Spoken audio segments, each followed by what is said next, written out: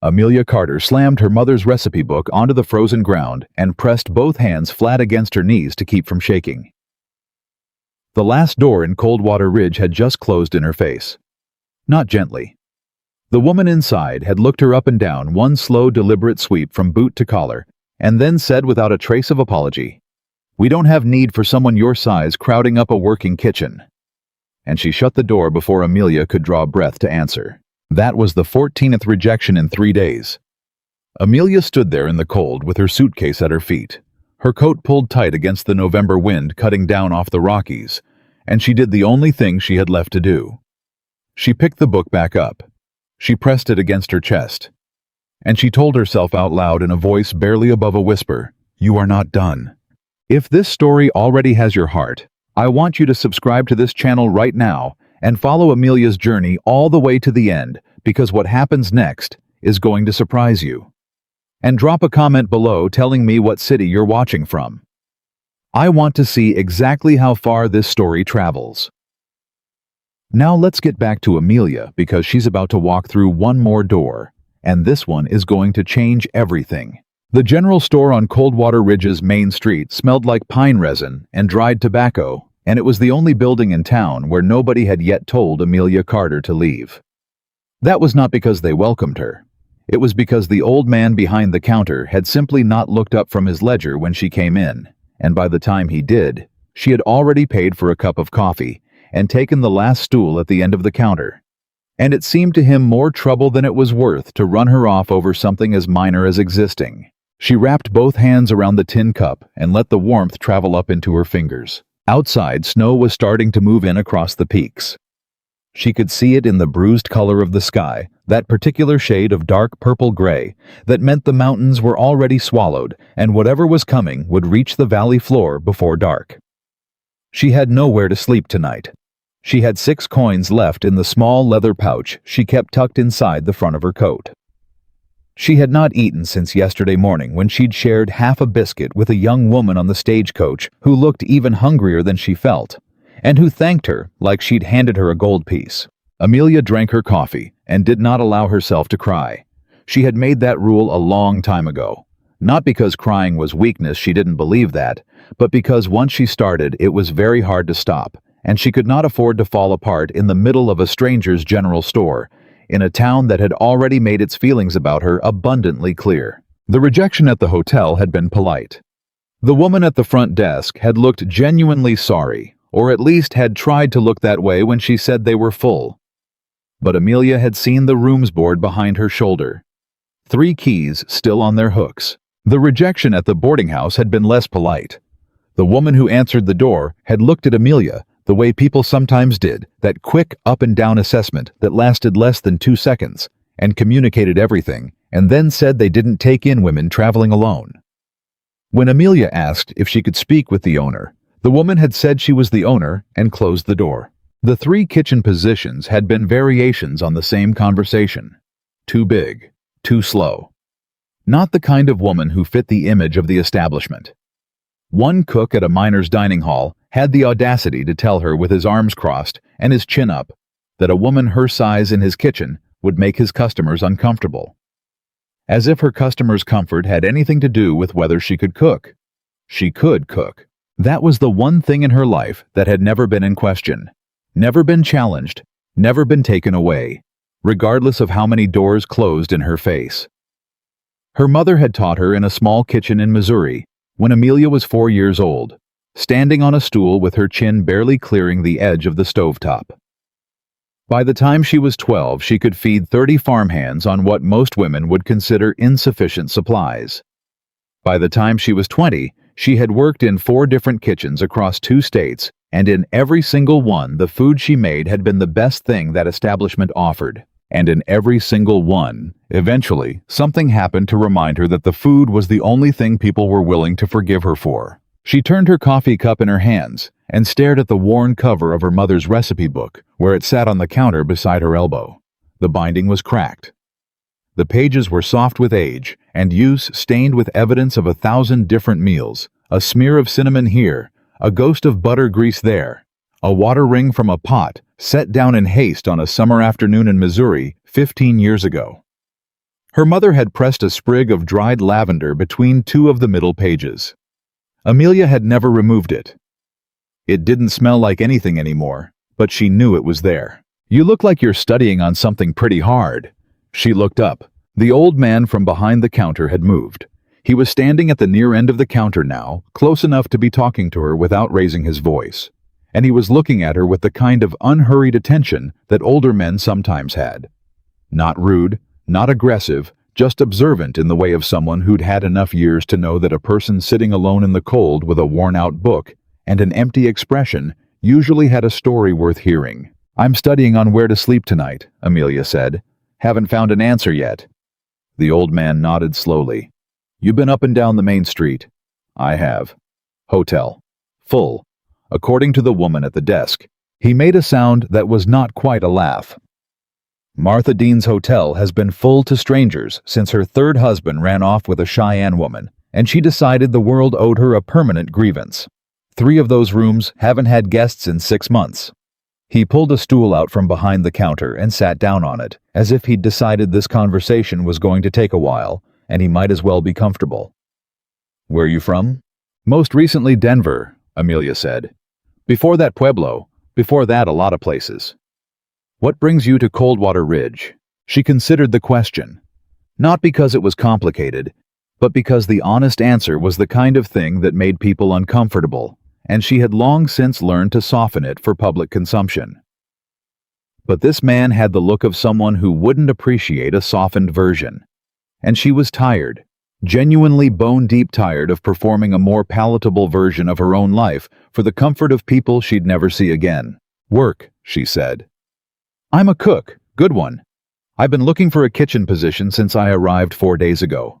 14 interviews, 14 rejections." She picked up her coffee cup. "Not one of them tasted my food before they said no." The old man looked at her for a long moment. His expression didn't change, but something behind his eyes shifted that slight adjustment that happened when a person revised their understanding of a situation. "What's your name?" he asked. "Amelia Carter." "Tom Briggs," he said. He didn't offer his hand, but he nodded, which she understood to mean the same thing. "Miss Carter, how do you feel about ranch work?" "I feel fine about it if the ranch has a kitchen." "Most of them do." He settled his weight back and crossed his arms loosely over his chest. "You know William Hayes." She shook her head. "Big spread about 4 miles northeast of town. Hayes Cattle Outfit's been running this valley for going on 20 years. William's father built it. William's been running it for the last 12. Tom paused. "His wife passed 8 months ago. Fever. She went fast, which everyone said was a mercy, though I never quite understood how watching someone you love disappear in 3 days could be called a mercy by anyone." He shook his head slightly as if setting the thought aside. Point being, the woman who ran his household and cooked for his outfit passed on herself about 6 weeks after Mrs. Hayes. Old Dolly Marsh. Cooked for that ranch 15 years. Heart gave out on her in October. Amelia listened. "William's been trying to feed 16 men on whatever the hands can throw together themselves," Tom continued, "which, in case you're wondering, amounts to burned beans and disappointment night after night. The men are getting short-tempered. William's getting desperate. He put out word he was looking for a cook, but every woman in this county who had any cooking ability has already turned him down." "Why?" Amelia asked. Tom's expression shifted into something complicated. "William Hayes is a good man," he said carefully, "but grief has made him a very hard one. He's not easy to work for on a good day, and right now he doesn't have good days. He's got a temper that runs short and a tendency to take the weight of everything that goes wrong personally. He lost his wife. He lost a woman who'd been part of his household longer than his marriage, and his spread is starting to show the consequences of a man who's been too consumed by grief to manage things the way he should. 3 of his best hands quit in September. 2 more in November." He paused. "He's not a cruel man, but a grieving man can do damage without meaning to." Amelia was quiet for a moment. Outside, the wind picked up and rattled the front door in its frame. "Mr. Briggs," she said, "every place I've worked I've had someone tell me something was wrong with me before I ever set foot in the kitchen. Too big, too slow, Too much, too heavy, not respectable enough, not what they were looking for. She set her coffee cup down. If I walked away from every difficult situation I'd ever been offered, I wouldn't have a single day's work to my name. At least Mr. Hayes hasn't rejected me yet. Tom Briggs looked at her. Then slowly something that might have been a smile moved through the deep lines of his face. "No," he said. "He hasn't." He gave her directions. Northeast of town, follow the creek until the second bridge, then take the wagon road east until the land flattened and she'd see the main gate with the H-bar brand on the crosspiece. 4 miles, maybe a little more. She could make it before dark if she left in the next hour. She left in 20 minutes. The cold was sharp and specific, the kind that came with elevation and altitude, and the particular cruelty of Colorado in late November. Her suitcase was heavy. Her feet were tired before she hit the edge of town. The wagon road was rutted from recent freight traffic, and the ruts were beginning to freeze at the edges, which made the footing uncertain and slow. She adjusted the suitcase from one hand to the other every few hundred yards and kept her eyes on the line of the mountains ahead of her. She thought about her mother the way she often did when things were hard. Not about the last years when her mother had been sick and thin and small in a way that still hurt to remember. But about the early years, the kitchen in Missouri, the wood stove with the cracked firebox door that her father was always meaning to fix, the way her mother moved through a cooking space with the kind of authority that had nothing to do with ambition and everything to do with certainty.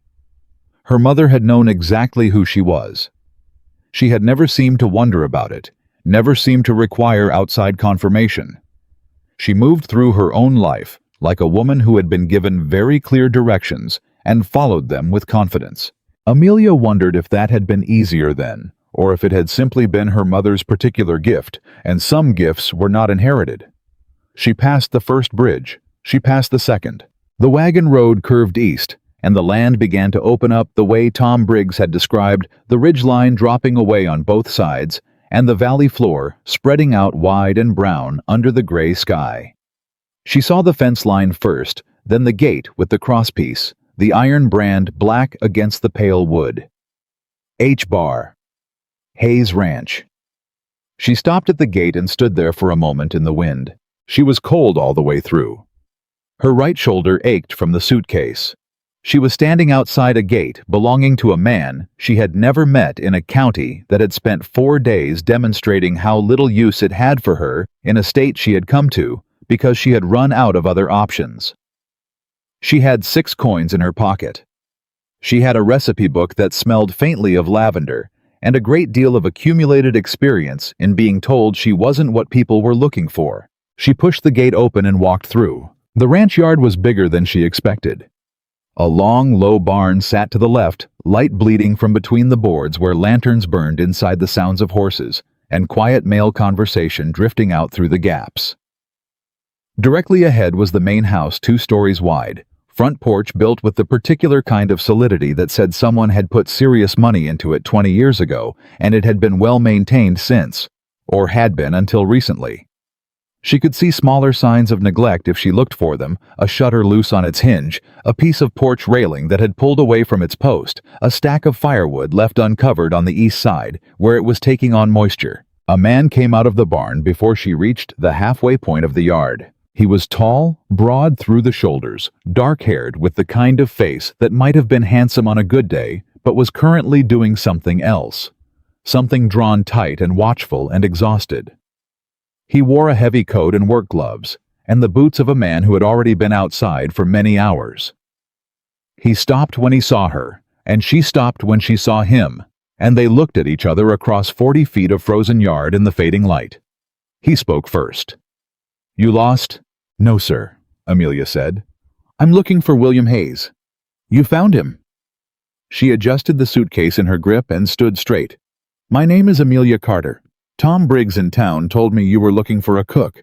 William Hayes looked at her the way she had learned to recognize over years of these introductions. The assessment, the calculation, the moment when the information entered and was processed and the decision was made.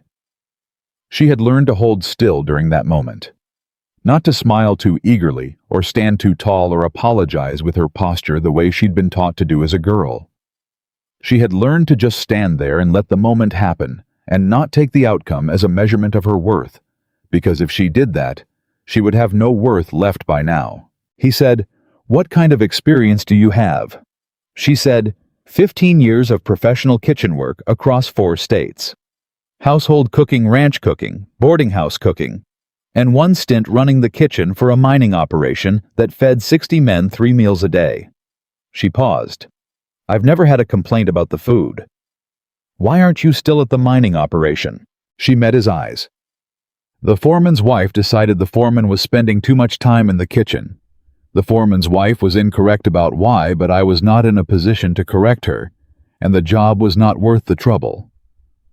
Something shifted in his expression. Not warmth exactly, but a kind of recognition. One practical person acknowledging a situation that required no further explanation. "You been to the hotel in town, the boarding house?" "Both." And I'm standing in your yard," Amelia said. He looked at her for another long moment. Behind her, she heard voices from the direction of the bunkhouse, 2 or 3 men stopping when they noticed the exchange, watching with the unsubtle curiosity of people with too little variety in their days. "I can't make you any promises, Miss Carter," William said. "I've had a hard year, and I've got a harder winter ahead, and I'm not easy company on the best of days. I can tell you the kitchen's a disaster, and the men are miserable, and I'll pay you fair wages and give you a proper room in the house." "I'm not asking for promises," Amelia said. "I'm asking for a chance to cook you 1 meal." He studied her. "1 dinner," he said finally. "If my men think it's worth keeping you on, we'll talk about terms." "That's all I need," she said. He nodded once the way men in this country nodded when they'd made a decision and considered the matter settled, and turned back toward the barn. "Charlie," he called, and one of the men watching from the bunkhouse porch straightened up. "Show Miss Carter to the kitchen. Get her whatever she needs from the cold store." Charlie was young, maybe 19, with red hair and freckles, and the expression of someone who wasn't sure if this was funny or interesting or something else entirely. He came down off the porch and crossed the yard toward her, and she could see him working something out behind his eyes, some assessment that had more to do with curiosity than cruelty. "Ma'am," he said, touching the brim of his hat. "This way." She followed him across the yard and up the back steps to the kitchen door. And when he opened it and stood back to let her in, she walked through and stopped. Tom Briggs had not been exaggerating. The kitchen was a wreck, not filthy. Someone had made half-hearted attempts at cleaning, but chaotic in the way of a space that had been managed by people who didn't know what they were doing and had given up trying to pretend otherwise. Dried food on the stovetop. A stack of pans that hadn't been properly cleaned and were beginning to rust at the edges. Shelves in disorder, the organization that Dolly Marsh had spent 15 years building, having dissolved in 6 weeks of improvised cooking. A pot soaking in a bucket of gray water that had been sitting long enough to grow a skin. The cold store was better. Whoever managed the supplies had at least maintained some basic organization, hanging beef root vegetables, a crock of lard dried beans flour in a sack that was half gone. Not abundance, but not nothing. Amelia set her suitcase down by the back door. She took off her coat and hung it on the hook beside the door. She rolled up her sleeves. "Charlie," she said. "Ma'am, I need that pot emptied and scrubbed. I need the stovetop cleared. I need 2 of the biggest pans set on the back burner, and I need to know how many men I'm feeding tonight." Charlie blinked. 16, ma'am. 17 counting Mr. Hayes. 17, she repeated. She was already moving, already pulling down shelves, already taking inventory with the practiced speed of a woman who had walked into chaotic kitchens her entire life and seen not the chaos, but the meal on the other side of it. "Then let's get started. I want this stove hot in 10 minutes. Charlie stood there for half a second. Then something happened in his expression, that quick recalibration when a person realizes they're in the presence of someone who knows exactly what they're doing. And he moved. The other men began to appear at the kitchen door over the next hour. Not to help, not at first, but to watch. She heard them before she saw them. The low murmur of male voices and the specific quality of attention that meant she was being discussed, assessed, categorized. She did not turn around to look. She did not slow down. She worked through the mess, and she worked fast, and she kept her focus on the task and let whatever they were saying happen behind her without her participation. She heard one man, older, voice confident, the way men got confident when they were used to being the loudest person in a room, say something she didn't quite catch, followed by a low laugh from the men around him. She heard Charlie say sharply, "That's enough, Holt." There was a pause, and then Holt said something else quieter, and there was another laugh, and then someone else said something that made the laugh broader, and she understood from the specific quality of it that the joke was about her size, about the incongruity of a woman who looked the way she looked, standing in a kitchen, trying to cook for men who didn't want her there. She kept working. The beef came down from the cold store, and she cut it herself, not because she needed to, but because the act of cutting was rhythmic and specific, and gave her hands something to do that required all her attention. She cut it into pieces that were uniform and deliberate, and she put them in the pot with water and salt, and a heel of dried onion, and the particular combination of dried herbs that had been her mother's and her mother's mother's, and that she had never written down anywhere, because some things you didn't trust to paper. She made bread because bread was the thing that changed a meal from sustenance to something else, from fuel to comfort, from mere eating to something that addressed a need a man didn't always know he had until he was sitting at a table that smelled like yeast and warmth and the specific kind of safety that only came from a kitchen that was working the way a kitchen was supposed to work. She made biscuits because biscuits were quick and forgiving and could be done in the space between the bread rising and the stew coming ready, and because she had noticed that the flour sack had enough in it for both if she was careful. She worked steadily and without urgency, and without the kind of anxious speed that communicated desperation, because she had learned long ago that desperation was visible in a kitchen, the same way it was visible everywhere else, and it had a specific effect on food that was never good. An hour and 40 minutes after she'd walked through the kitchen door, she set the pot on the table. She'd found a cloth and laid it over the rough surface of the dining table, because the presentation of a meal mattered, and because she refused to serve food she'd put that much care into on a bare wood surface. She'd set out the bread in a cloth she'd found in the back of a drawer. She'd arranged the biscuits on a plate that she'd had to wash twice to get properly clean. The men filed in, 16 of them plus William Hayes, who came in from the direction of his study rather than from outside, and stood at the end of the table with his arms crossed and the expression of a man who had learned to moderate his expectations. The hands sat down. Some of them looked at the table with something approaching curiosity. Some of them looked at Amelia, who was standing to the side with expressions that ranged from openly skeptical to carefully neutral. Holt, who turned out to be a man in his 40s, with a thick mustache and the particular entitlement of a man who'd been the most capable person in a room for long enough to assume it was a permanent condition, looked at the pot and then at Amelia and said to no one in particular, "Let's see what the lady came up with." The tone in which he said lady communicated clearly that he didn't mean it. William Hayes sat down at the head of the table.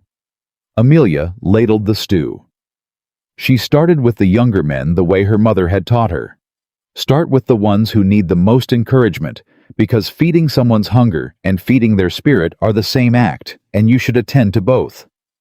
She moved around the table steadily, and nobody spoke while she moved, which she took as a reasonable sign. When she got to Holt, he looked down at the bowl and then back up at her, and she could see him considering whether to say something, working out whether the occasion warranted it, deciding finally that he'd wait and see. She set the last bowl in front of William Hayes. He looked down at it. Then he looked up at her. "You not eating? I'll eat after if there's enough left." He held her gaze for a moment, and then he looked back down at the bowl, and he picked up his spoon. The table went quiet. Not the quiet of boredom or endurance, but a different kind of quiet.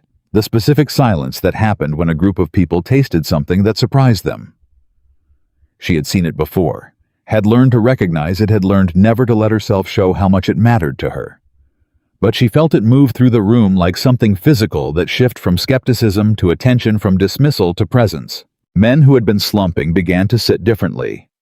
A young man across the table from Holt, maybe 17, still growing into his frame, took a piece of bread and ate it in 2 bites and immediately reached for another without seeming to notice he was doing it.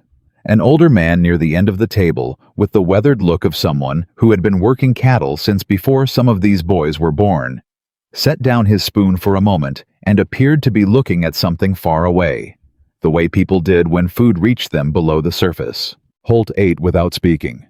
She watched him from the corner of her eye. He ate steadily, completely, and when the bowl was empty, he looked at it rather than at her, and she saw him work his jaw slightly the way a man did when he was reconsidering something. William Hayes said nothing. He ate with the same economy with which he seemed to do everything. No performance, no elaboration. Spoon to bowl to mouth steady and methodical, and his eyes were down. She couldn't read his expression. She thought he might just be a man who eats without looking up. That doesn't mean anything. She thought it might not be good enough. You've been wrong before. She thought, stop it. You made a good meal. Let the meal speak. Then William Hayes set down his spoon. He had finished the bowl. He was quiet for a long moment.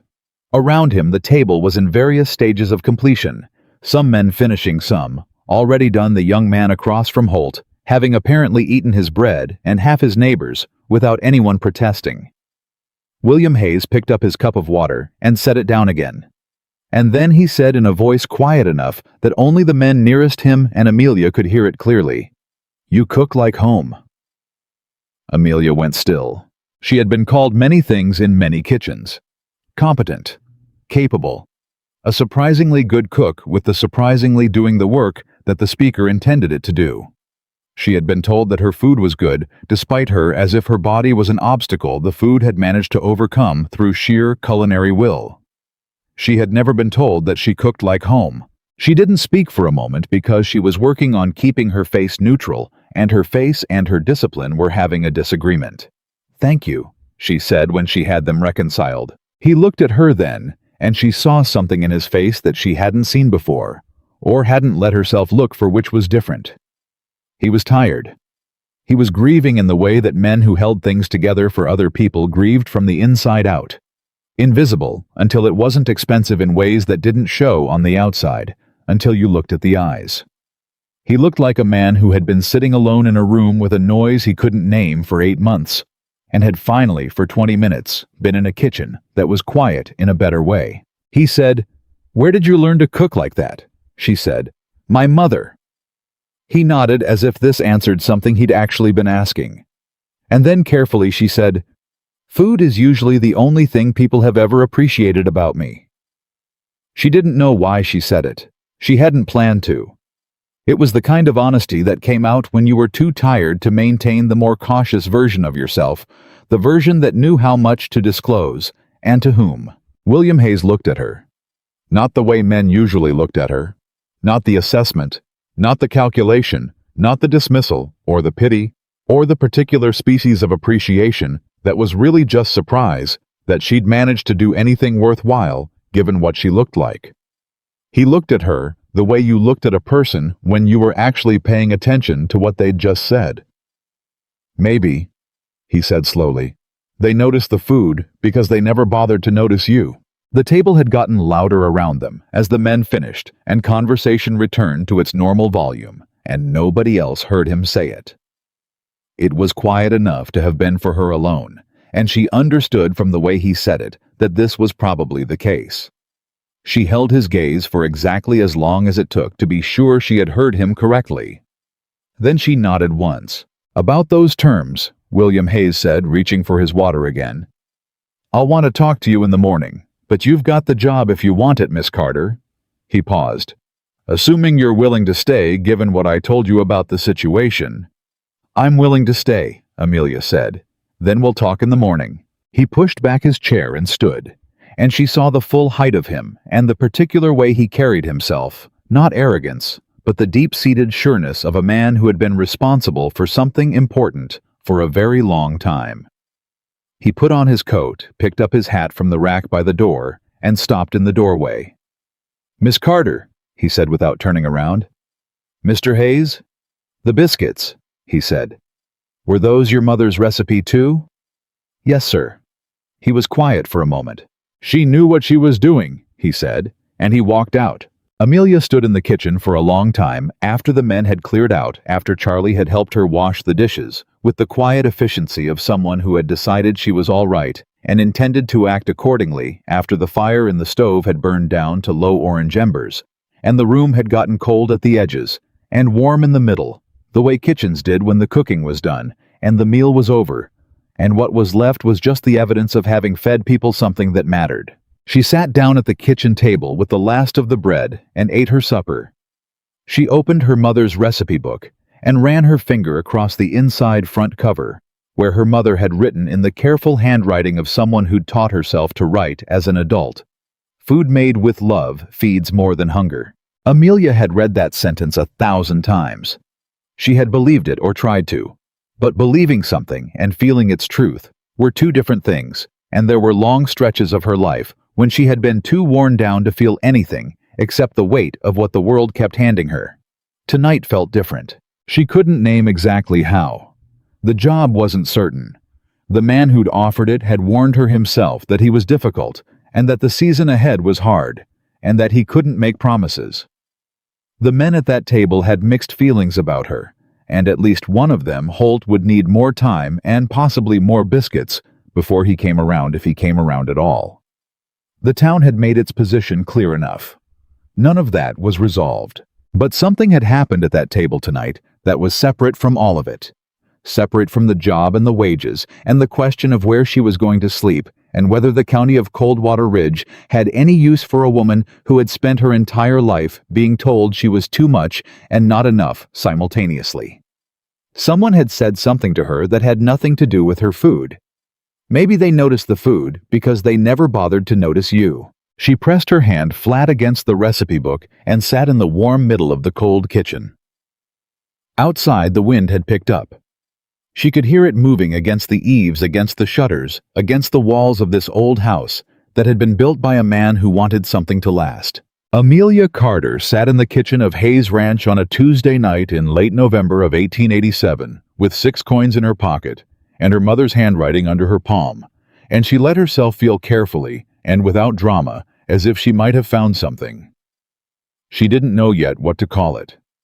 She only knew she was not going to let it go without a fight. Part 2. The Price of Belonging. She woke before dawn, not because anyone told her to, not because an alarm or a bell or a voice called her from sleep. She woke because that was what her body did in a kitchen house. It understood at some level. Below conscious thought that a kitchen had a schedule, and the schedule began before the light, and she had been following that schedule since she was 4 years old, standing on a stool in Missouri. She lay still for a moment in the small room William Hayes had shown her the night before, a room off the back of the main house adjacent to the kitchen, with a narrow bed and a washstand and a window that faced east. It was the room Dolly Marsh had slept in for 15 years. She had understood that without being told. There was a worn patch on the floor beside the bed where someone's feet had landed every morning for a very long time, and the hook on the back of the door held the particular angle of something that had held a lot of weight over a lot of years. She thought about Dolly Marsh for a moment, this woman she had never met, whose kitchen she had inherited, whose absence she was being hired to fill. She thought, I will not try to be you, but I will try to honor what you built here. Then she got up.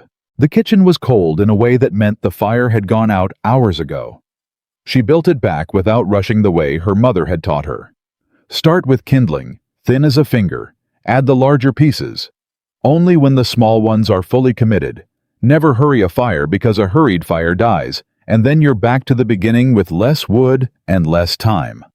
By the time the light outside the window had shifted from black to the particular dark blue that meant dawn was still 30 minutes away, she had the stove burning steady and a pot of water heating, and she was working her way through the cold store taking proper inventory. The cold store was better organized than the kitchen, but not well organized.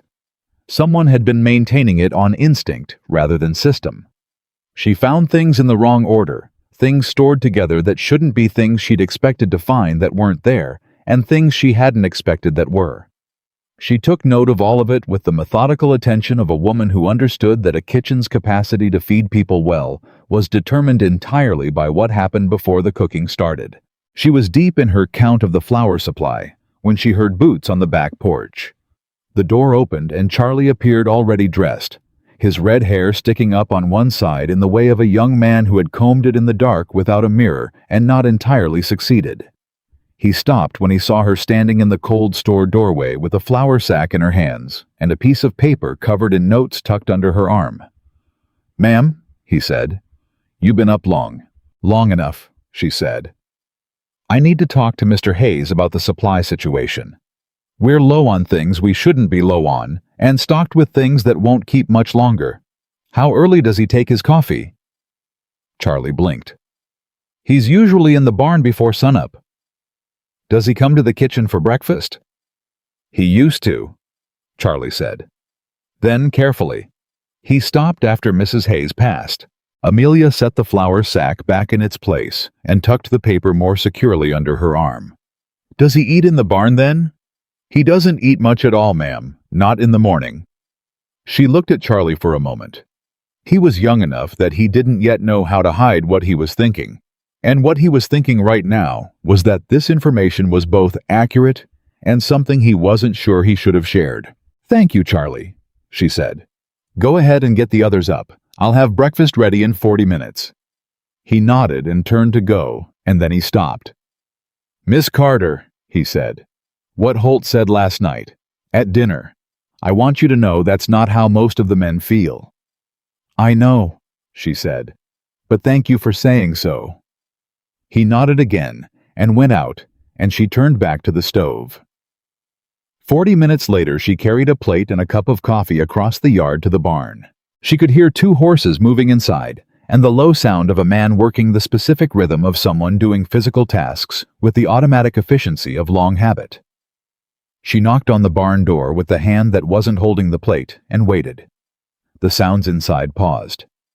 Then, "What is it?" "Breakfast, Mr. Hayes." A long silence. Then the barn door opened, and William Hayes stood there with a brush in one hand and an expression that was working hard to be neutral and not entirely getting there. He looked at the plate, and then at her, and then at the plate again. "I didn't ask for breakfast," he said. "No, sir," Amelia agreed. "But I need to talk to you about the supply situation, and you apparently don't come to the kitchen in the morning, so I brought the kitchen to you." She held the plate out slightly. "The coffee's hot." He looked at her. There was something happening in his face that she couldn't quite categorize. Not irritation exactly, or not only that. Something more complicated. The expression of a man who had built a very specific structure around his grief, and was finding that structure inconvenienced by the presence of a woman with a plate of food, and no apparent intention of apologizing for either. He took the plate. He stepped back and she came in, and they stood in the barn with the horses quiet behind them, and the morning light coming gray through the high windows, and William Hayes ate standing up while Amelia talked him through her supply notes. She did not pretend this was a social call. She kept her voice practical and her points specific, and she did not make eye contact any more than necessary, because she understood instinctively that a man like this accepted things more easily when they were framed as logistics rather than care. When she was done talking, he finished his coffee and handed the cup back. "You can put the order together," he said. "Take it to the general store in town. Tell Tom Briggs to put it on the ranch account." "Yes, sir." He turned back to the horse. "Miss Carter?" "Mr. Hayes." "The eggs this morning," he said without turning around. "Were those your mother's too?" She almost smiled. "The method, yes. The eggs were yours." He made a sound that was very nearly something warmer than a grunt. It was brief, and he did not follow it up, but it was there. She went back to the kitchen and fed 16 men who ate like men who had not had a proper meal in 6 weeks, which was more or less exactly what they were.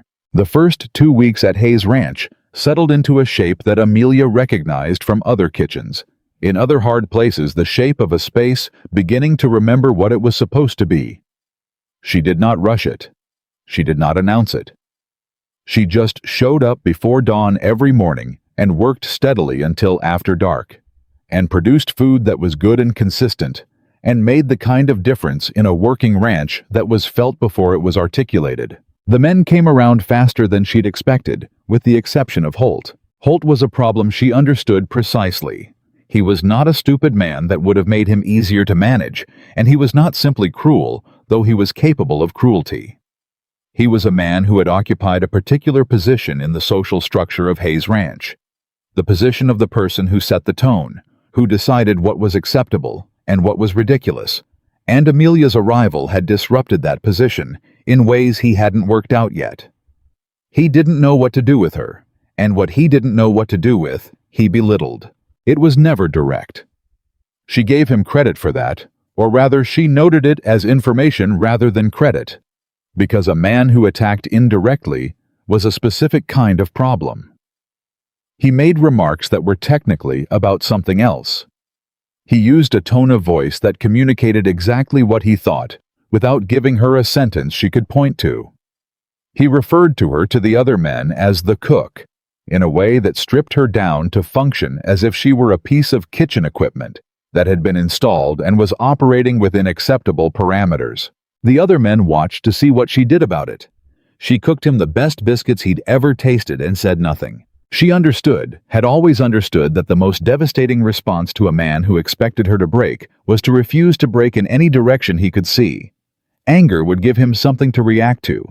Tears would confirm everything he believed about her.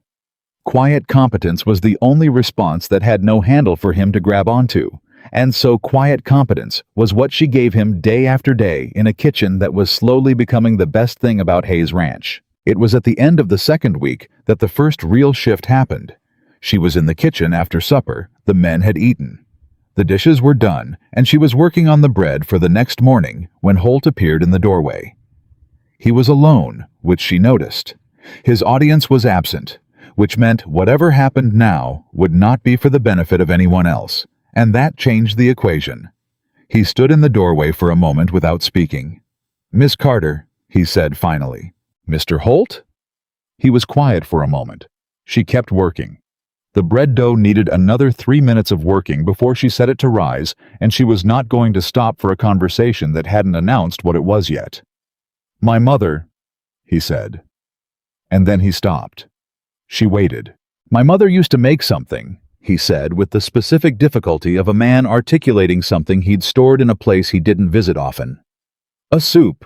She called it, I don't even know what she called it exactly. Something she learned from her mother. Onion and potato and cream with some kind of dried herb I never knew the name of." Amelia's hands kept moving. "The bread you made on Tuesday," Holt said. It smelled like her kitchen. She set the dough down. She turned around. Holt was standing in the doorway, with his arms crossed in the posture of a man who had said something and was not entirely sure he was glad he'd said it, and his face had that particular arrangement of muscles that men wore when they were doing something emotionally risky and using stubbornness to get through it. "Time," she said. He blinked. "The herb in your mother's soup," she said. "It was likely thyme. It's the herb that carries the most memory for most people. Something in the way it releases when it heats up. I don't know why it works that way. It just does." Holt was quiet for a long moment. "Yeah," he said at last. "Could have been time." He uncrossed his arms. He nodded at her once the way William Hayes had nodded when he'd made a decision and considered it settled. Then he turned and walked out. He was never warm to her. That was not in his nature, or at least not in the portion of his nature he made available to the general public. But after that night, the remarks stopped. The tone changed. He referred to her within her hearing as Miss Carter, which was not warmth, but was respect, and she had long since learned to distinguish between the two and be satisfied with respect where warmth was not on offer. William Hayes was a different problem entirely. Not a problem in the way that Holt was a problem, not someone who needed to be managed or outlasted or carefully maneuvered around. He was a problem in the way that a locked room was a problem, the kind of problem where you could sense something on the other side of the door, and you understood there were things happening in there. But the door was closed, and you did not have a key, and the person inside had very good reasons for keeping it that way. She learned his rhythms the way she learned the rhythms of any kitchen. She ran through patient observation and the willingness to notice without announcing what she'd noticed. She learned that he was in the barn before first light every morning and did not come in until the men were already halfway through breakfast. She learned that he ate quickly and without apparent pleasure, consuming food the way he seemed to consume most things as a necessary function that he got through efficiently so he could get back to work. She learned that he went to his study after supper and stayed there until late, and that the light under his study door was sometimes still burning when she came out of the kitchen at 10 or 11 at night. She learned that he had a photograph on his study desk that he turned face down when anyone came in, and that he turned it face up again when he was alone. She knew this because she had brought him coffee in his study twice, and both times she had seen the adjustment. The quick movement of his hand before she was fully through the door, the photograph going flat against the desk surface with the practiced speed of someone who had done it many times. She never asked. She understood without needing to articulate it that grief was not something you solved for someone. You did not show up with questions and expect a man to talk his way out of loss. You showed up with coffee and you got out of the way. But she watched. She watched the way his face changed when he walked into a kitchen that smelled like a home. Not dramatically, not in any way that would embarrass him, but a small softening around the eyes that lasted only as long as he thought nobody was looking. She watched the way he sometimes paused in the doorway of the dining room before the men came in, when it was just the table set and the food ready and the room quiet, and she could see him standing there with something that was close to peace in his expression for just a moment before the men arrived and the moment ended. She watched the way he was with his men, the specific quality of his authority, which was not the authority of a man who needed to demonstrate power, but the authority of someone who knew exactly what was required and communicated it clearly and expected it done. His men respected him in the deep, unglamorous way that came from having seen someone do the right thing when the right thing was hard, which was different from the admiration that came from performance or money. She watched, and she thought, this is a man who built something real, and he's in danger of losing it. Not to the land or the cattle or the market, to his own grief. 3 weeks in, she found him in the kitchen at 11 at night. She had come back to check the bread she'd left to rise, and found him standing at the stove with a cup in his hand, waiting for the water to heat. He turned when she came in, and for a fraction of a second, he looked caught the way a man looked when he'd gone somewhere private and been found there. Then his expression settled back into its default arrangement. "Couldn't sleep," he said. "There's coffee left from supper," she said. "In the blue pot, still warm enough." He glanced at the blue pot and then at the stove where he'd just put the water on to heat. "I didn't want to disturb anything." "You're not disturbing anything," she said. "Sit down." He sat down. This surprised her. She had not expected him to comply without argument, and she made very sure none of that surprise showed in her face as she moved to the stove and poured him the coffee and set it in front of him. Then she went to check her bread, which was where she would have gone anyway, and she did not make the mistake of trying to start a conversation. He drank his coffee. She checked the bread and covered it again and washed her hands. The silence between them was not uncomfortable, which was itself a kind of information. Comfortable silence between two people who barely knew each other was a specific thing. It meant something about the quality of space one person created for another, and she had felt it before, but not often. He said, "Dolly used to sit up at this table." She was still at the sink. She didn't turn around. "I know," she said, "or I guessed." She said a kitchen had to be lived in, not just worked in. He paused. She meant it as a compliment to herself, but she was right. Amelia turned then and came back to the table, not to sit, but to stand at the end of it, because the conversation had the quality of something she shouldn't interrupt by moving away. "How long did she work for you?" 15 years, he said. "She came when my mother was still alive, stayed after." He turned the cup in his hands. "She was the one who told me I was going to propose to Caroline before I knew it myself. Said she could tell from the way I ate when Caroline came to dinner." He paused. "Said a man who ate that poorly because he was distracted by a woman was a man who was going to do something irreversible about it. Was she right?" "She was always right," William said. "About those things." He looked down at the cup. "She passed 2 months after Caroline. I don't think she wanted to stay without her. They were fond of each other." Amelia said nothing. She understood this was not a conversation that needed her to fill the spaces. She stood at the end of the table and let him say what he'd apparently been carrying around in that study until 11 at night. "She left me a note," he said. Dolly did. Before she passed. She said, He stopped. He turned the cup again. She said, "The kitchen is the heart of this house, William. When you let the heart go cold, everything else follows." He was quiet for a moment. "I didn't take her seriously enough. At the time." "You do now," Amelia said. He looked up at her. "The kitchen is warm again," she said simply. He held her gaze for a moment. Then he looked back down at his cup, and something in his shoulders changed. Not a collapse, nothing dramatic, but a small release of something he'd been holding. "It is," he said. He finished his coffee and said goodnight, and she heard his boots on the back steps and across the yard toward the main house entrance, and she stood in the warm kitchen for a while after he was gone. She thought, "Be careful, Amelia. You know how this kind of thing works. You've seen it before. A man who's lonely, and a woman who feeds him, and the confusion that grows up between gratitude and something else." She thought, "He's your employer. He's a widower. He is not looking for what you might be starting to think about."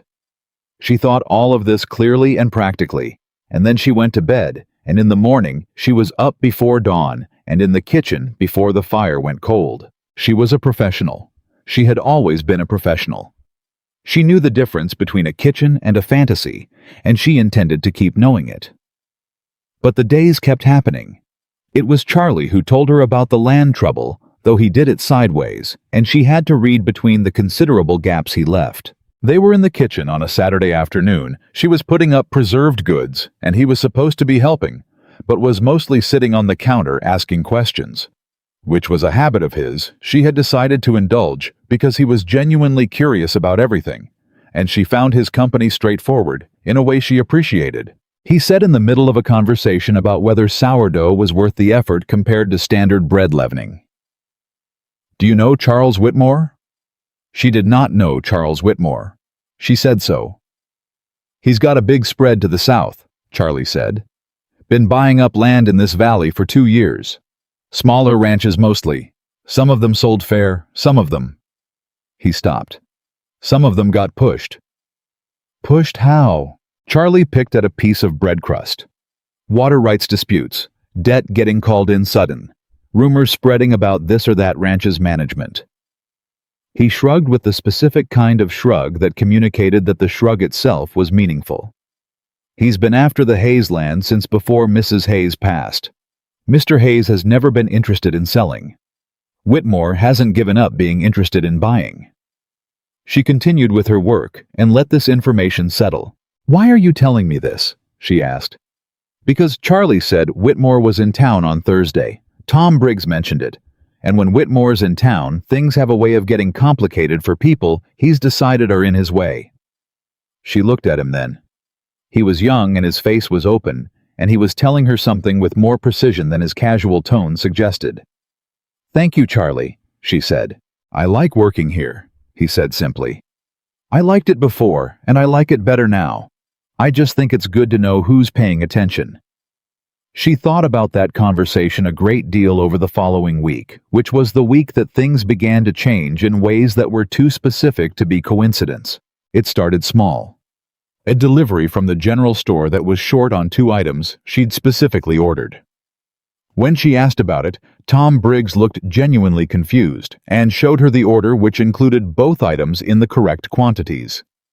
Someone between the order and the delivery had removed them. She could not prove anything. She noted it. Then one of the older ranch hands, a quiet man named Peterson, who had been with the ranch for 8 years, came to her on a Wednesday with the specific expression of someone delivering bad news he'd rehearsed.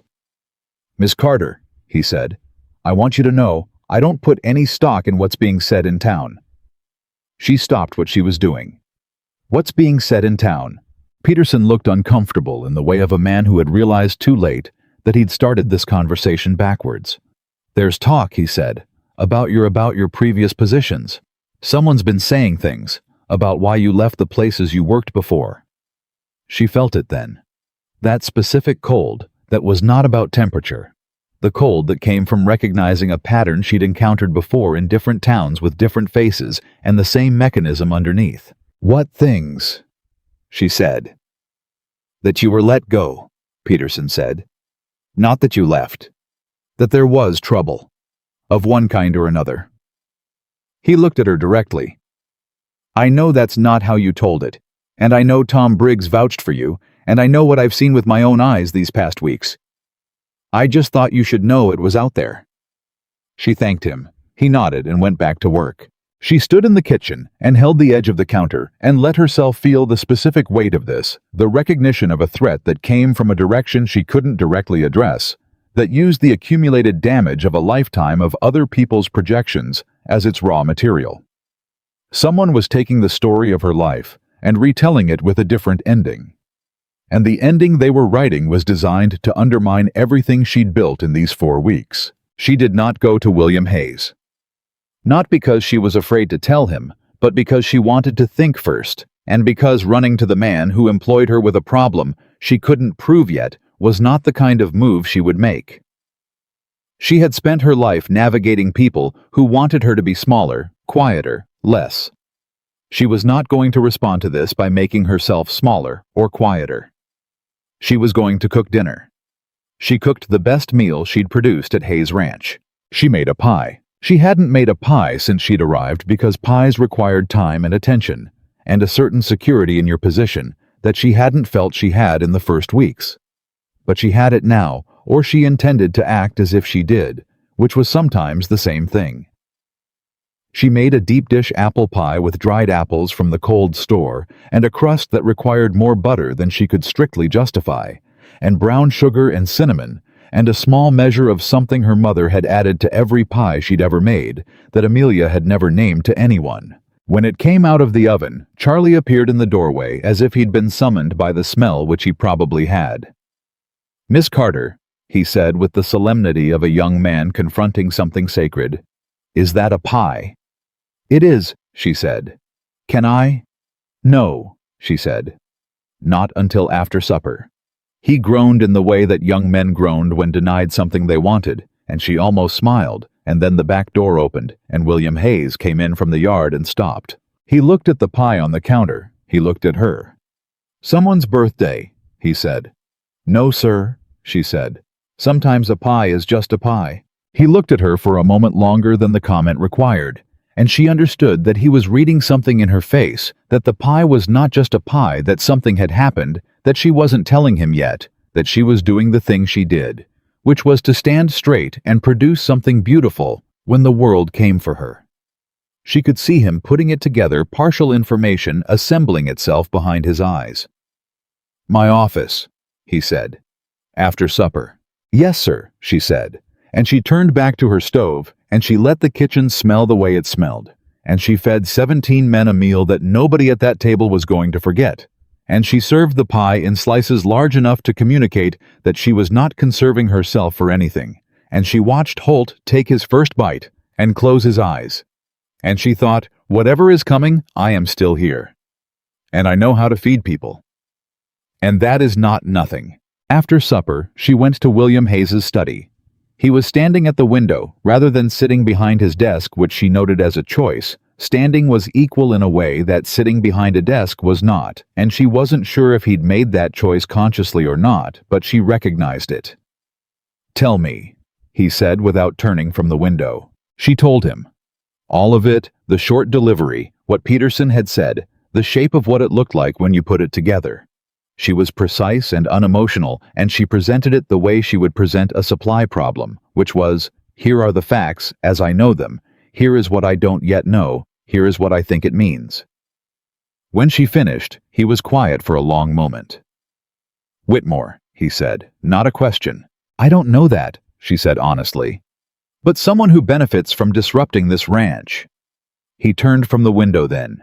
His face was doing something complicated, anger, which she expected, and something else underneath it. Something with more heat in it than anger, which was something she had not yet seen from him, and was therefore careful about.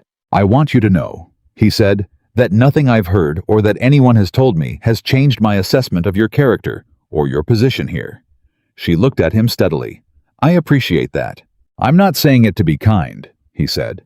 "I'm saying it because I watched you walk into a kitchen that was a disaster and turn it into the reason my men show up to supper with something to look forward to. I'm saying it because I hired you on a one-meal trial, and I've not once in 4 weeks regretted the decision. I'm saying it because the judgment of a man who's trying to take something that isn't his is not the kind of judgment I've ever given much weight to." Amelia stood very still, not because what he said was unexpected exactly, but because the way he said it, the directness of it, the complete absence of hedging or performance, landed differently than she'd anticipated, in a place below her professional composure, in the place where she kept things she didn't look at too directly. "Thank you," she said. "Don't thank me," he said. "I just want you to know where I stand." He turned back to the window. "I'm going to deal with Whitmore. That's separate from anything to do with you. This has been building for a while. But I wanted you to know that his interest in this ranch, and whatever he does to pursue it, is not going to touch your position here." She nodded, though he wasn't looking at her. "Mr. Hayes," she said. "The pie," she said. "I hope it helped." He was quiet for a moment. Then very quietly he said, "It helped." She went back to the kitchen, and she locked the back door, and she sat at the kitchen table with her mother's recipe book, and she made herself think clearly. She thought Charles Whitmore is a man who uses the weapons available to him. The weapons available to him against me are the same weapons that have always been available to people who wanted me gone. My appearance, my history, the story that other people tell about a woman like me.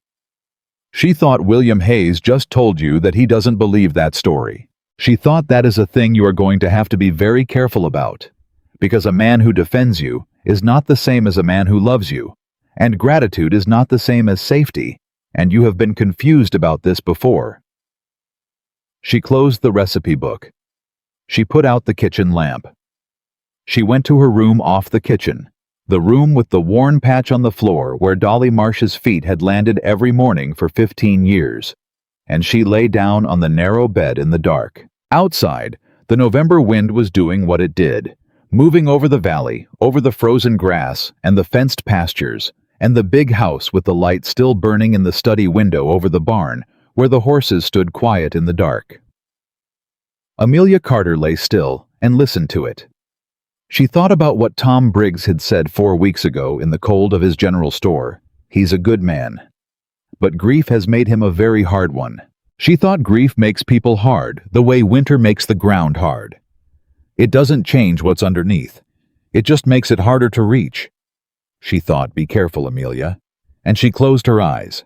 And in the morning, she was up before dawn, and in the kitchen before the fire went cold. And she made breakfast for 17 men, and carried a plate to the barn. And she did not allow herself to feel anything. She could not afford to feel, and she told herself that this was wisdom and not fear, and she was not entirely sure she was right. Show more. Part 3. The Cost of Being Seen. The rumors reached the ranch before December did. Amelia knew because of the way the men changed at breakfast on a Monday morning. Not dramatically, not all at once, but in the small adjustments that a woman who had spent her life reading rooms could recognize without needing anyone to explain them. A conversation that stopped 2 seconds too early when she came through the door. A glance exchanged between two of the older hands that lasted a beat longer than it should have. Charlie looking at his plate with the focused attention of a young man who had decided that the safest place to put his eyes was somewhere that wasn't her face. She set the food on the table and poured the coffee and said nothing. She waited until after breakfast when the men had gone and Charlie was still finishing his second cup, which he always did, because he drank slowly and thought while he drank, and she had come to count on this habit of his. "Tell me," she said. He set the cup down. He looked at her with the expression of a young man who wished very sincerely that he was somewhere else. "There's a story going around town," he said, "about why you left Denver." "What kind of story?" He was quiet for a moment. "The kind that's specific enough to sound like someone who knew you. but wrong enough that it wasn't. He paused. They're saying you were let go from the mining outfit because there was money missing from the household account, that you were responsible. Amelia did not move. They're saying the foreman's wife had evidence, Charlie continued. That you left before you could be properly dealt with? The kitchen was very quiet. She had been here before. Not this exact story, but this shaped the story that borrowed just enough truth to be dangerous. The foreman's wife. The departure. The facts rearranged to build something that looked like history, but was actually a weapon. Is that what the men believe? She asked. Charlie looked at her directly. Holt told anyone who repeated it in his hearing to find another thing to talk about. She absorbed this. And Mr. Hayes, she said. I don't know what he's heard, Charlie said. But he rode into town yesterday afternoon and came back looking like a man who'd had a conversation he hadn't enjoyed. She thanked Charlie and went back to the work of the kitchen, and she moved through the rest of the morning with the particular quality of attention she had developed over years of difficult situations. Outwardly steady, inwardly doing the kind of rapid assessment that was not panic but was adjacent to it, that came from knowing that the ground under your feet was less solid than it had appeared. She told herself William Hayes told you where he stood. 3 weeks ago in his study he told you clearly. She told herself that was 3 weeks ago. Rumors accumulate, stories get larger. A man can believe you in his study in November and find himself doubting in December without quite knowing how it happened. She told herself, stop borrowing trouble. She was in the cold store taking inventory when she heard his boots on the back porch. She had learned his footfall, the specific weight and rhythm of it in the way you learned anything you paid close attention to without deciding to. He came through the kitchen and stopped in the cold store doorway. Miss Carter? Mr. Hayes? He looked at her for a moment. His jaw was set in the way it got when he'd made a decision and was working out how to communicate it. I was in town yesterday, he said. I heard, she said. She kept her hands moving on the inventory because stopping felt like bracing, and bracing communicated fear, and she did not want to communicate fear. I spoke to Tom Briggs, William said, and to the sheriff, and to 2 men who worked at the mining outfit in Pueblo where you were employed before Denver. She went still. She turned around. He had gone past her to get references. He had ridden an hour into town and spoken to people and verified her history, not because he doubted her, but because he was a man who dealt in evidence rather than assumption, and the evidence was apparently what he had gone to collect. What did they say? She said. That you were the best cook that outfit ever had, he said. That the foreman's wife was a jealous woman who made her husband's life difficult on multiple fronts. That you left with a month's wages and a letter of reference that the foreman wrote himself in his own hand, which Tom Briggs still has a copy of because you left it with him when you came to Coldwater Ridge. He paused. That the household accounts were in perfect order when you left and have been a mess ever since. Amelia looked at him. She was working very hard at that moment to maintain the composure she had promised herself, the professional distance she had decided was necessary. The careful management of what she allowed herself to feel in this man's presence. She was not entirely succeeding. Thank you, she said. Her voice was steady. The rest of her was doing something else. You don't need to thank me, he said. I wasn't doing it for you. I was doing it because someone is running a campaign against this ranch, and I needed to know what they're working with. He paused. But I want you to know that I didn't go looking for that information because I believed the story. I went because I didn't, and I wanted to be able to say so with something behind it. She held his gaze. There's a difference, he said, between a man who trusts you because he has no reason not to, and a man who trusts you because he's checked and found reason to. I want to be the second kind. She said, most people don't bother checking. It's easier to believe the story. I know, he said. I'm not most people. He went back out to the yard, and she stood in the cold store with her inventory list and her hands and the particular feeling of someone who has been defended by someone who didn't have to defend them, which was different from every other kind of defense she had ever experienced. Different in a way she was going to have to think about very carefully, and probably not right now. She went back to work. The town came for her on a Thursday. She had gone in for supplies, a regular trip, the kind she made every 10 days or so, taking the small wagon and the bay mare that William had assigned her use of making the 4-mile drive into Coldwater Ridge with her list and the ranch account, and the intention of being back before noon. It was a routine that had become comfortable, one of the small rhythms of her life at Hayes Ranch. She knew something was different when she turned onto the main street. It was the quality of attention. A town this size had no genuine privacy. Everyone saw everything and knew everything, and the awareness of being observed was simply part of moving through it. She had grown accustomed to a particular kind of attention, the attention she had received from the first-day assessment categorization, the occasional frank curiosity of someone who hadn't seen her before and was working out what to make of her. This was different. This was the attention of a group of people who had recently received information about her and were deciding what to do with it. She kept her face neutral and drove to the general store. Tom Briggs met her at the door. He had the expression of a man with something to tell her, and insufficient time to do it in. "Miss Carter," he said quietly, stepping close. "Charles Whitmore is in town. He's been at the saloon since this morning, talking to anyone who'll listen. I'd get your supplies and get out quickly if I were you." "What's he saying?" she said. Tom looked pained. "More of the same, but louder, and to more people." He paused. "He's got a man with him, some kind of clerk or lawyer type who's been showing documents around. I don't know what the documents say. I don't know if they're real, but people are looking at them." She thanked him and went inside. She got her supplies with the efficiency of long practice, moving through Tom's store with her list and her attention on the work, and she was almost done, almost back at the counter to settle the account, when the front door opened and 3 men came in. She didn't need to be told which one was Charles Whitmore. He was tall and well-dressed in the way of a man who spent money on appearance as a form of argument. Everything about his clothes, saying, "I am the kind of man who matters." He was perhaps 50, with the particular confidence of someone who had won enough confrontations that he had stopped considering the possibility of losing one.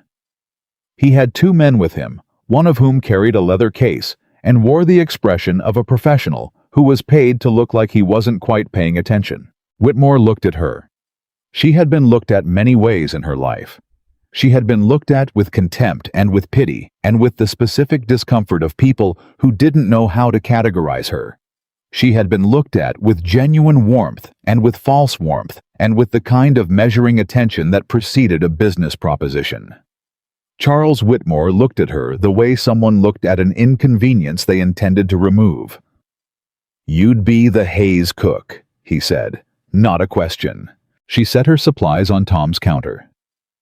"I'd be Amelia Carter," she said. "You'd be Charles Whitmore." Something moved through his expression. Surprise quickly mastered. He hadn't expected her to know his name, or hadn't expected her to say it back to him that clearly if she did. "I've heard about you," he said. "I imagine you have," she said, "since you're the one spreading the stories." The store went quiet. Tom Briggs behind his counter went very still. Whitmore's eyes narrowed. "I don't know what you think you know, Miss Carter," she said. "Amelia Carter, from Missouri originally. I've worked professional kitchens in 4 states for 15 years. I left every position I've held, either because the terms changed or because I chose to leave. The account of my departure from the Pueblo mining outfit is documented in a letter of reference that still exists in this very store, which I believe you already knew since you've apparently been in town long enough to ask around." She picked up her supplies. "If you have specific documentation of wrongdoing on my part, I'd encourage you to present it to the sheriff who is 2 doors down. If you don't, I'd encourage you to stop wasting your documents on people who can't read them as carefully as a judge could." The man with the leather case stopped looking like he wasn't paying attention. Whitmore stared at her. He had not, she understood, expected this. He had expected what men like him always expected from women like her: silence. Apology. The hunched shoulder retreat of someone who believed the story being told about them, or who was too afraid to dispute it publicly. He had built his approach on the assumption that she would behave as she had been trained to behave by a lifetime of being told she was less than. He recovered quickly. Men like him recovered quickly. It was part of what made them dangerous. "Your employer," he said, shifting his angle the way a man did when the first one didn't work, "is running a failing operation. The Hayes Ranch has been losing men and money since the spring. Whatever you think you're doing out there cooking supper for a man who's drowning, it won't change the outcome. The smart play for everyone involved, including you, is to get out while the getting is good." "That's an interesting way to phrase a threat," she said. "It's not a threat," he said. "It's advice." "Then I'll treat it the way I treat most unsolicited advice," she said, politely and without taking it. She walked out of Tom Briggs's store with her supplies and her heart hitting the inside of her chest hard enough that she could feel it in her throat, and she loaded the wagon without showing any of that in her hands or her face. And she drove the bay mare back up the main street of Coldwater Ridge at a steady pace. She did not let herself shake until she was past the town limits. Then she let her hands tremble on the reins for approximately 30 seconds, which she permitted herself as a reasonable human response to confronting a powerful man in public while also carrying the weight of everything he represented. Then she made herself breathe slowly, and she straightened her back, and she drove the rest of the way to Hayes Ranch with her supplies and her spine, and the knowledge that she had said exactly what needed to be said, and had not been reduced to anything smaller than herself. She told William that evening. All of it, the store, Whitmore, the exchange. She told it the way she always told things, precisely, without drama, with the specific details that mattered, and without the ones that didn't. When she finished, he was quiet for longer than he usually was. "You faced him down," he said. "Alone. In the middle of Tom's store." "There was nowhere else to do it," she said. "He didn't give me a lot of choice about the location." William stood up from behind his desk. He walked to the window, which was what he did when something was moving through him that he wasn't ready to put into words yet. She had learned to wait during these windows. "He's going to escalate," William said. "That's who he is. A man like that, when he gets pushed back on, he doesn't reconsider. He redoubles." "I know," she said. "I want you to be careful when you go into town." "I will be. I mean it." He turned from the window. "Not because you can't handle it. Clearly you can handle it better than I could have predicted. But Whitmore has resources, and he doesn't mind using them ugly. And you're exposed in a way that I'm not, because I have the name and the land and the history in this county, and you have been here 6 weeks. She looked at him. "I've been exposed my entire life, Mr. Hayes. This is not the first man who's decided I was a convenient target." Something happened in his face. Something that was not about Whitmore. She understood something that went past the immediate situation and into something she had said that had landed in a different place. "No," he said. "I imagine it isn't." He was quiet for a moment. "Amelia," he said. It was the first time he had used her first name. She registered it the way you registered a change in temperature, immediately, physically, before your mind caught up to what it meant. "I want you to know that whatever happens with Whitmore, whatever he does or says or manages to make other people believe this ranch is your home for as long as you want it to be." He paused. "That is not conditional on anything except your own choice." She held herself very carefully. "You can't promise that," she said. "You don't know what he's capable of." "No," William said. "But I know what I'm capable of, and I'm capable of keeping that promise." She left his study and went to her kitchen and made herself a cup of coffee. She didn't drink, and she sat at the kitchen table in the dark for a long time. She thought, "Be careful, Amelia," but the thought had less force behind it than it used to. The escalation came the following week, and it came from a direction she hadn't fully anticipated, not at her directly, but at the ranch's business relationships. Peterson told her first, because Peterson had a habit of noticing things and bringing them to her in the same way he'd bring a concerning symptom to a doctor matter-of-factly and without excessive alarm. 2 of the ranches that bought cattle from Hayes had sent word through intermediaries that they were reconsidering their arrangements for the spring. No direct reason given, No direct connection to anything. But the timing was the kind of timing that wasn't coincidental. Then the bank. Charlie brought this one pale under his freckles in a way that she hadn't seen before. "A man from the bank came out this afternoon," he said. "While you were in the cold store. He spoke to Mr. Hayes for about 40 minutes. What about—" "I don't know exactly. But Mr. Hayes came out of that meeting looking like—" Charlie stopped. He tried again. He looked like a man who'd just been told the rules of the game had changed. She found William in the barn that evening, which was where he went when the house felt too confining, which was where he'd been increasingly, she had noticed over the past week. She did not take him food this time. She just walked in and stood next to him and said, "Tell me." He looked at her. He was holding a bridle he'd been repairing, and he set it down. "The bank is calling in a note," he said. "A short-term loan from last spring when we had the fence damage and I needed to move fast. It's not due until March, but they're citing a clause about material change in business relationships." He paused. "Two of my biggest buyers have sent word that they're stepping back." She absorbed this. "How much time do you have?" she said. "If I can't replace the buyers and settle with the bank, I'm looking at real trouble by February." He said it flatly, the way he said everything, without decoration, without self-pity. "Whitmore has someone on the bank board. I should have known it sooner." She was quiet for a moment. "What are you going to do?" she said. "I'm going to find new buyers," he said. "I'm going to make the bank's situation uncomfortable enough that they prefer to honor the original terms. I'm going to do what I've always done, which is find a way through." He paused. "I'm going to handle it." "I know you are," she said. And then, because it needed to be said, "None of this is because of me. I want you to know that I know Whitmore would have come for this ranch regardless. He's been building toward this since before I arrived. I'm not—" She stopped. "I don't want you to think that my being here accelerated any of this." He looked at her. "Miss Carter," he said. And his voice had something in it she hadn't heard before, something that was past professional, past employer to employee, into some other register she didn't have a tidy category for. "The only thing your being here has done to this situation is give me a reason to get angry enough to fight it properly. A man who's just grieving doesn't always have enough left in him to get properly angry. You need something to fight for, not just something to fight." He picked the bridle back up. "You gave me something to fight for." She stood in the barn with that sentence and did not know what to do with it, which was a feeling she was becoming increasingly familiar with in this man's company. She said, "That's a significant thing to put on a cook." And he said, without looking up from the bridle, "You stopped being just a cook about 3 weeks ago. I think we both know that." She left the barn.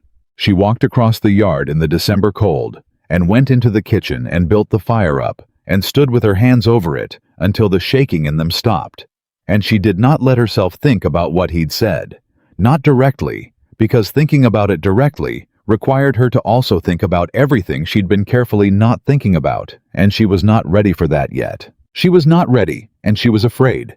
And she was also underneath both of those things, something warm that she had protected herself against for so long that she didn't quite know what to do with it now that it was here. The confrontation she had been building toward, without quite knowing it, happened 6 days later, on a Sunday in the middle of Coldwater Ridge's Main Street, in front of approximately 30 people, including the sheriff, the minister, Tom Briggs, 3 of her own ranch hands, who happened to be in town, and Charles Whitmore, who had apparently decided that subtlety had not been effective and was prepared to try something louder. She had come in for church.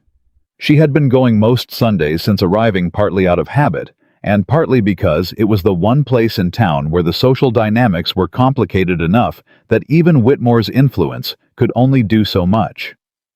She had not expected him to be there.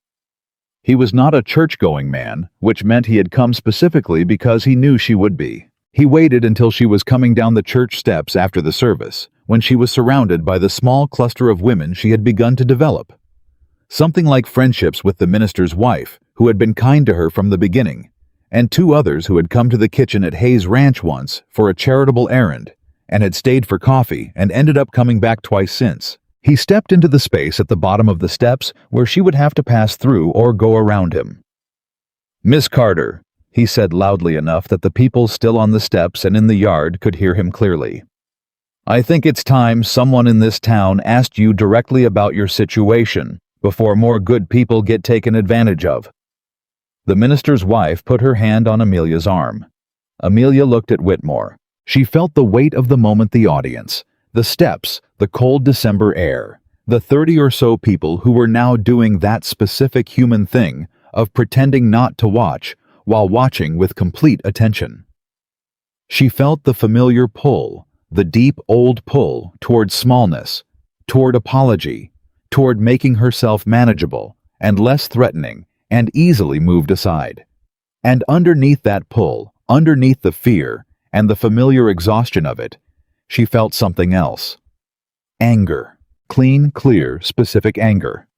Not at this moment, though. This moment deserved it. But at every moment like it. At every room where someone had looked at her before they'd spoken to her and decided the looking was all the information they needed. At every kitchen door closed on the other side of her food. At every deliberate story told by someone who needed her to be less so they could be more. At every man who had mistaken her silence for consent to his version of her. "She was done being silent, Mr. Whitmore," she said, and her voice carried clearly and calmly across the churchyard in the cold morning air. "I think you've confused this town with an audience. You've been performing for them for 3 weeks now, using my name and whatever documents your lawyer has been waving around trying to make people see something that isn't there." She came down the last 2 steps until she was at his level, on the same ground, looking at him directly.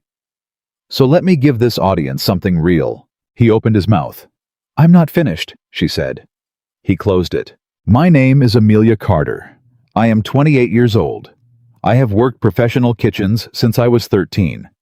I have never stolen from an employer, never been dismissed for cause, and never left a position under circumstances that a single honest conversation with anyone I worked for wouldn't clarify."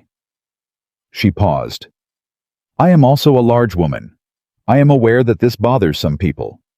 I am aware that it makes certain men feel that I am an easy target, that I have something to apologize for, something that makes me less credible, something that makes the stories told about me easier to believe."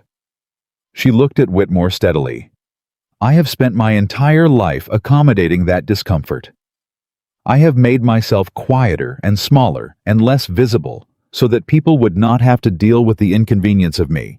I am done with that." The churchyard was absolutely silent. "You want this ranch," she said. "You've wanted it for years, and you're willing to use every weapon available to you to get it, including me. I am a weapon to you. A convenient story. A woman with no name recognition in this county. A body that makes people willing to believe the worst before they've heard a word." She took a step closer. "But here is what I need you to understand, Mr. Whitmore. The weapons people use against me are always the same, and I am still here." Whitmore's face had gone through several colors during this speech.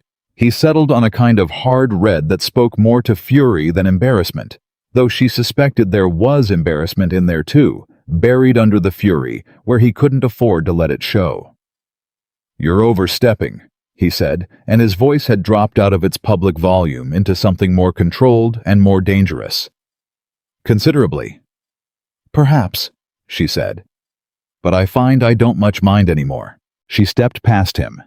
He reached out and took her arm. Not hard, not violently. The grip of a man who was accustomed to using physical presence as a punctuation mark, as a way of finishing a sentence with his body when his words weren't landing. She stopped. She looked down at his hand on her arm. She looked back up at him. And from behind her, from the vicinity of the 3 Hayes ranch hands who had been watching from the edge of the churchyard, she heard a voice she recognized. Not Charlie, not Peterson. Holt. "I'd let go of her arm," Holt said. He was not loud. He was, if anything, quieter than usual, which was its own kind of volume. "If I were you." Whitmore looked past her at Holt. Holt looked back at him. The 2 men with Whitmore shifted positions slightly, and the Hayes hands shifted positions slightly in response, and for a moment the whole churchyard held its breath. Whitmore let go of her arm. He stepped back. He adjusted his coat with the precision of a man re-establishing his presentation. He looked at her with an expression that was not defeat. She didn't expect defeat, not yet. Not from a man like him, but was something revised, something that was recalculating. "We'll see how this plays out," he said. "Yes," Amelia said. "We will." She walked across the churchyard with Holt falling into step beside her, not close, not touching, just present in the way of a man who has made a decision about whose side he's on, and the minister's wife hurrying to catch up on the other side, and the 30 people of Coldwater Ridge watching, in the specific silence of a community that has just witnessed something they are going to be talking about for considerably longer than a week. She did not shake this time. She was not sure if that was courage, or if she had simply used up the shaking in advance. But either way, her hands were steady on the reins all the way back to Hayes Ranch, and she drove through the main gate and across the frozen yard, and pulled up at the barn, and sat there for a moment in the wagon. Holt climbed down from his horse and came around to her side. He stood there with his hat in his hands, which was a thing she had never seen him do. "Miss Carter," he said. "Mr. Holt, what you said back there," he said. He stopped. He turned his hat in his hands once. "My wife is—" He stopped again. "She's a heavy woman, has been since our second child. She doesn't go into town much anymore, hasn't for years." He looked at his hat. "The things you said. About how people decide to believe the worst before they've heard a word." He looked up. "I'd like to tell her that, if you don't mind." Amelia looked at him. "I don't mind at all," she said quietly. He nodded. He put his hat back on. He walked his horse into the barn without another word. She climbed down from the wagon and went into the kitchen, and she stood at the stove, and she let herself feel fully, and without management, everything she had just done, and what it had cost her, and what it might cost her still, and what it felt like to have stood in the middle of a street and refused to disappear. It felt like something she should have done a very long time ago. It also felt terrifying. She was making coffee when she heard the boots she knew on the back porch, and then the door opened, and William Hayes came in, and he looked at her face, and he did not ask if she was all right, because he was the kind of man who could tell when a person was not interested in being asked that question. He sat down at the kitchen table. She poured him coffee, and poured herself coffee, and sat down across from him. He said, "Peterson rode ahead and told me." "I figured." He said, "You stood in the middle of the churchyard and took Whitmore apart in front of the whole town." "I said what needed saying," she said. William looked at her for a long moment. He had the expression he sometimes got, the one she had stopped trying to categorize, the one that lived somewhere past professional, and stopped short of something she wasn't ready to name. "Are you all right?" he said. She had decided she wasn't interested in being asked that question. And then he asked it, and it turned out she was interested after all, depending on who was asking. "I don't know yet," she said honestly. He nodded. He wrapped both hands around his coffee cup. "Amelia," he said. She looked at him. "He put his hand on you," he said. His voice was level. His jaw was not. "Holt handled it," she said. "I know."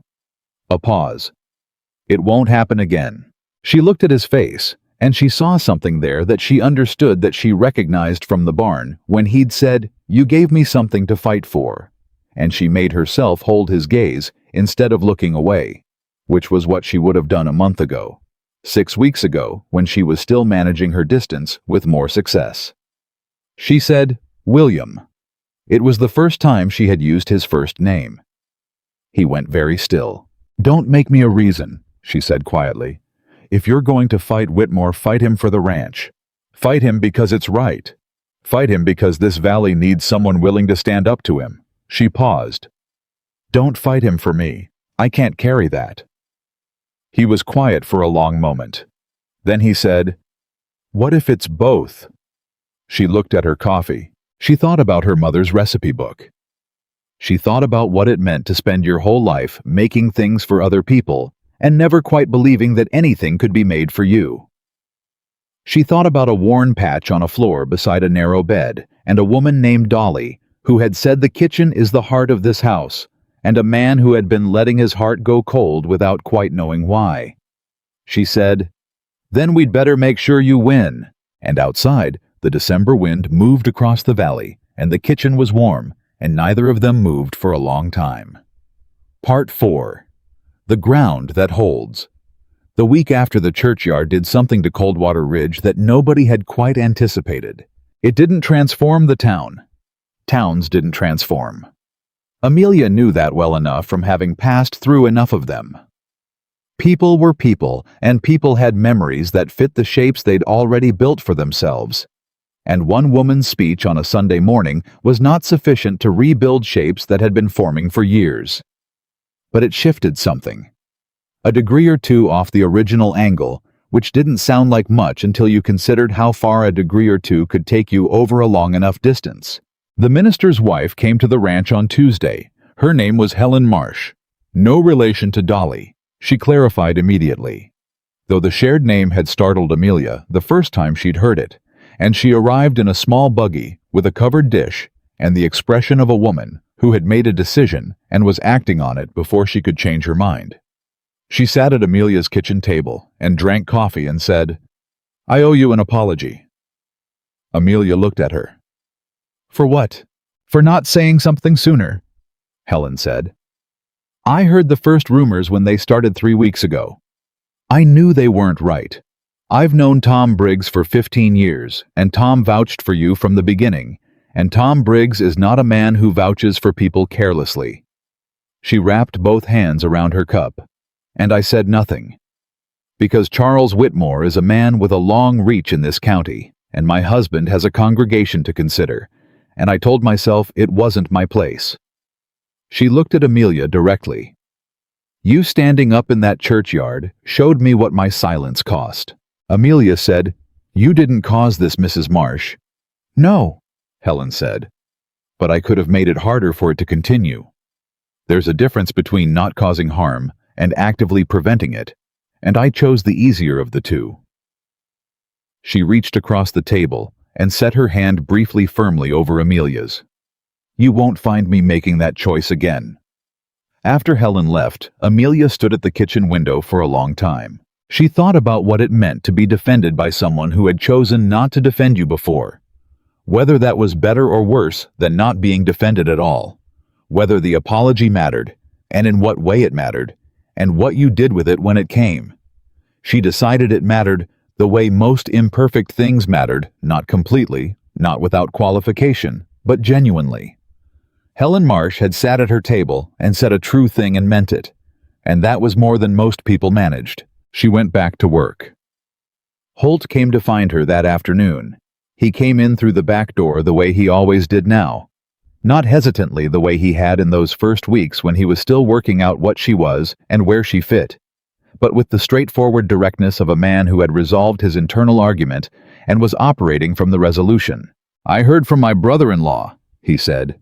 "He's got a cattle operation in Park County, runs about 300 head. He heard Hayes is looking for buyers, and he wants to talk." Amelia looked up from the bread she was shaping. "Does Mr. Hayes know this?" "He will in 10 minutes, Holt said. "I'm telling you first because you should know what's happening. Because you're the reason Dawson feels good about this ranch." He paused. "Word got around about the churchyard. My brother-in-law said he said anyone who could stand up to Whitmore in public like that was the kind of people he wanted to do business with." She looked at him. "The speech you gave," Holt said carefully. "About how people decide to believe the worst before they've heard a word." He stopped. He reset. "I told my wife what you said. Word for word, best I could remember it." He was quiet for a moment. "She cried for about an hour. Good crying, I think. The kind that means something got through." He put his hat back on. "I just thought you should know." He went to find William. Amelia shaped her bread and tried to manage the feeling in her chest, which was large and warm and complicated in a way that didn't have a clean name. She thought this is what happens when you refuse to disappear. You can't control what comes next. But something comes next that wouldn't have come if you'd stayed quiet. The meeting with Holt's brother-in-law happened 2 days later in William's study, and she was not in it. That was appropriate. It was a business meeting, a cattle sale negotiation, and she was the cook, and the fact that the connection had come through her was simply a fact that didn't require her presence at the table. But she heard them. Not deliberately. The study was adjacent to the kitchen, and the walls of the old house were thick enough to muffle words but not tone. And the tone that came through was the tone of men making a deal, the specific cadence of offer and counter, and the long silences that meant consideration, and the shorter silences that meant agreement. When they were done, William came to the kitchen. He leaned against the doorframe with his arms crossed and looked at her with an expression she had learned to read over 2 months of watching his face, which was his version of something someone else might have expressed as outright relief. "We have a buyer," he said. "Good terms, spring delivery. If I can line up one more arrangement like this, the bank situation becomes manageable." "Good," she said. He was quiet for a moment. "How did you know Holt's brother-in-law was looking to expand?" "I didn't," she said. "I knew that Holt was on our side. The rest of it was his to do." William looked at her. "Our side?" He said in a tone that suggested the phrase had landed with more weight than she'd intended. She kept her eyes on the bread. "The ranch's side," she said. He was quiet for another moment. Then, "Of course," he said, and she could hear the careful neutrality he had put into those 2 words, the same neutrality she used when she was managing the distance between what she was feeling and what she was ready to say out loud. They were, she thought, extremely similar in certain ways that were not making either of their lives easier. The second shift happened at the end of that week, and it came from a direction that surprised her, which was increasingly difficult to do. A woman came to the kitchen door on a Friday morning. She was perhaps 40, with the particular combination of good clothes and bad situation that told a story, without requiring words. The coat that was once expensive and was now worn at the cuffs. The hat that had been carefully maintained but was 2 seasons out of fashion, the eyes of a woman who had done a calculation about her options and found the numbers discouraging. She said, "I heard you might have need of help in the kitchen." Amelia had not said this to anyone. She had not advertised for help, and had not told William she was thinking about it because she had not been thinking about it consciously.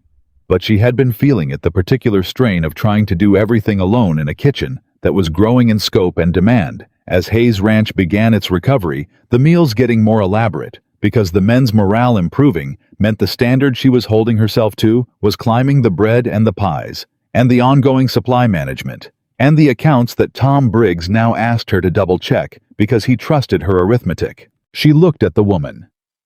"Who told you that?" she said. "Helen Marsh," the woman said. "She said you were a fair employer and that you didn't judge people on appearances." I needed to know that second part specifically. She paused. "My name is Ruth Alderman. I cooked for the Whitmore household for 3 years. I left in October." Amelia was very still. "Why did you leave?" she said. Ruth Alderman looked at her with the direct gaze of someone who had decided on the walk here that she was done with versions of the truth that required her to protect anyone who didn't deserve protection. "Because Charles Whitmore's foreman told me in October that if I wanted to keep my position, I should be willing to discuss what I'd heard in the Whitmore household. Conversations, business arrangements, names." She paused. "He wanted me to carry information from households I'd have access to as a domestic worker, to report on what I heard at tables I was serving." She straightened her coat. "I told him I was not that kind of person. I've been without work since."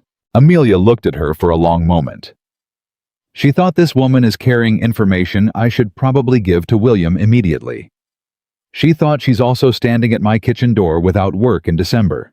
She said, "Can you make pie crust?" Ruth blinked. "Yes." "Come in," Amelia said. "I'll make coffee." She hired Ruth Alderman that morning and told William about the other part of the conversation that evening in his study, and she watched his face go through several iterations of expression before settling on the same hard alertness it got when he was managing something that required both anger and precision. "She'll say this to the sheriff," he said. "I think so," Amelia said. "She's a careful woman. She'll need to feel safe enough." "Can you make her feel safe enough?" "I already did," Amelia said. "Or I started to. Give me a week." He gave her the week. What she did not tell him, not that night, not yet, was what Ruth had said at the kitchen table over their first cup of coffee together. The piece of information that had landed in Amelia's chest and hadn't stopped reverberating. Ruth had said, "The documents Whitmore's been showing around. The ones about you." Amelia had looked at her. "I helped him draft the early version," Ruth said, and the shame in her voice was genuine and specific. "Before I understood what he was doing with them. Before October. He told me he needed a statement from someone who'd heard about your previous positions. General, vague, nothing specific. And I thought it was a reference check, a formal thing." She looked at her hands. "I wrote 3 sentences. He built the rest himself." Amelia had sat with this for a moment. "Why are you telling me this?" she said. "Because," Ruth said, "what he built with my 3 sentences was a lie, and I helped make it even if I didn't mean to. And you stood in the middle of the street last Sunday and said things that—" She stopped.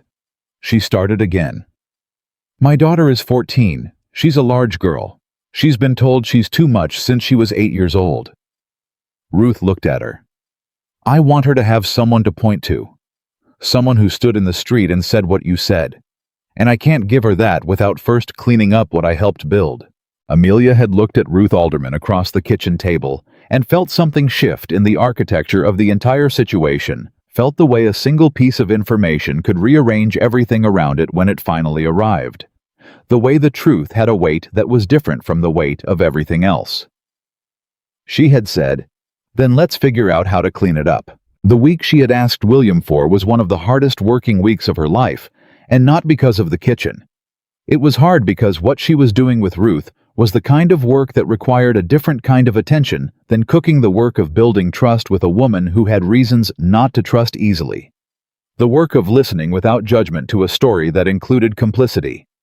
The work of understanding that people who ended up on the wrong side of a situation were not always there because they were wrong people, but because wrong situations had narrow exits, and sometimes people found those exits late. Ruth was a good cook. Not as good as Amelia few people were, but competent and willing and fast to learn the specific rhythms of a ranch kitchen. She and Amelia worked together well in a way that came partly from temperament and partly from the shared experience of being women in the West who had been defined by their utility and were done pretending that was sufficient. Ruth's daughter Emma came to visit on the 3rd day, and she was exactly what her mother had described, 14 large, with the careful watchfulness of a girl who had learned to assess a room before she committed to being in it. She stood in the kitchen doorway and looked at Amelia, and Amelia looked back at her, and something passed between them that didn't require words. "You want to learn to make bread?" Amelia said. Emma's careful face opened just slightly. "Yes, ma'am." "Then wash your hands and come here." By the end of that afternoon, Emma Alderman had produced her first acceptable loaf of bread, and Amelia had watched her hold it in both hands with the expression of a person who has discovered for the first time that they can make something real. She thought, there it is. That's what it looked like for me the first time, that exact expression. She filed it away in the place where she kept things that mattered. At the end of the week, Ruth agreed to speak to the sheriff. The conversation happened in Tom Briggs's general store, because Tom's store was neutral ground that both the sheriff and Ruth trusted, and because Tom himself sat in on it, without being asked, on the basis that he had been watching this situation develop for 2 months, and felt he had a contribution to make. The sheriff's name was Edgar Crane. He was a man in his late 50s who had been doing this job long enough to have developed the specific kind of patience that came from having seen most of what people were capable of, and the specific kind of intolerance that came from the same source. He listened to Ruth for 45 minutes without interrupting. When she was done, he sat quietly for a moment. "The documents Whitmore's been showing around," he said. "You have any idea where the originals are?" "His office safe," Ruth said. "He keeps everything there. I know the room. I don't know the combination, but I know where he keeps the paper with the combination written down, because he needed me to access the safe twice when he was traveling and couldn't be reached." Edgar Crane looked at Tom Briggs. Tom Briggs looked at the ceiling, which was his way of not appearing to have any particular opinion about what might happen next.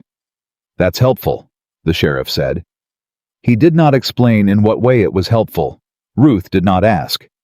Amelia, who was not in the room but had heard this account from Tom 2 hours later, understood that Edgar Crane was a man who preferred to keep his operational details close until they were needed, which was a quality she respected. She carried the information back to William that evening. He was in his study where he always was in the evenings, but he was not at his desk. He was standing at the far side of the room, and the photograph that he usually turned face down when anyone came in was in his hand face up, and he was looking at it. He heard her come in and did not turn around immediately. She stood in the doorway and waited, and after a moment he set the photograph back on the desk. Face up, she noticed and turned. His eyes were clear. Not bright with tears, not red-edged, but clear in the way of someone who has been doing something private and painful, and has finished for now, and is ready to be back in the world.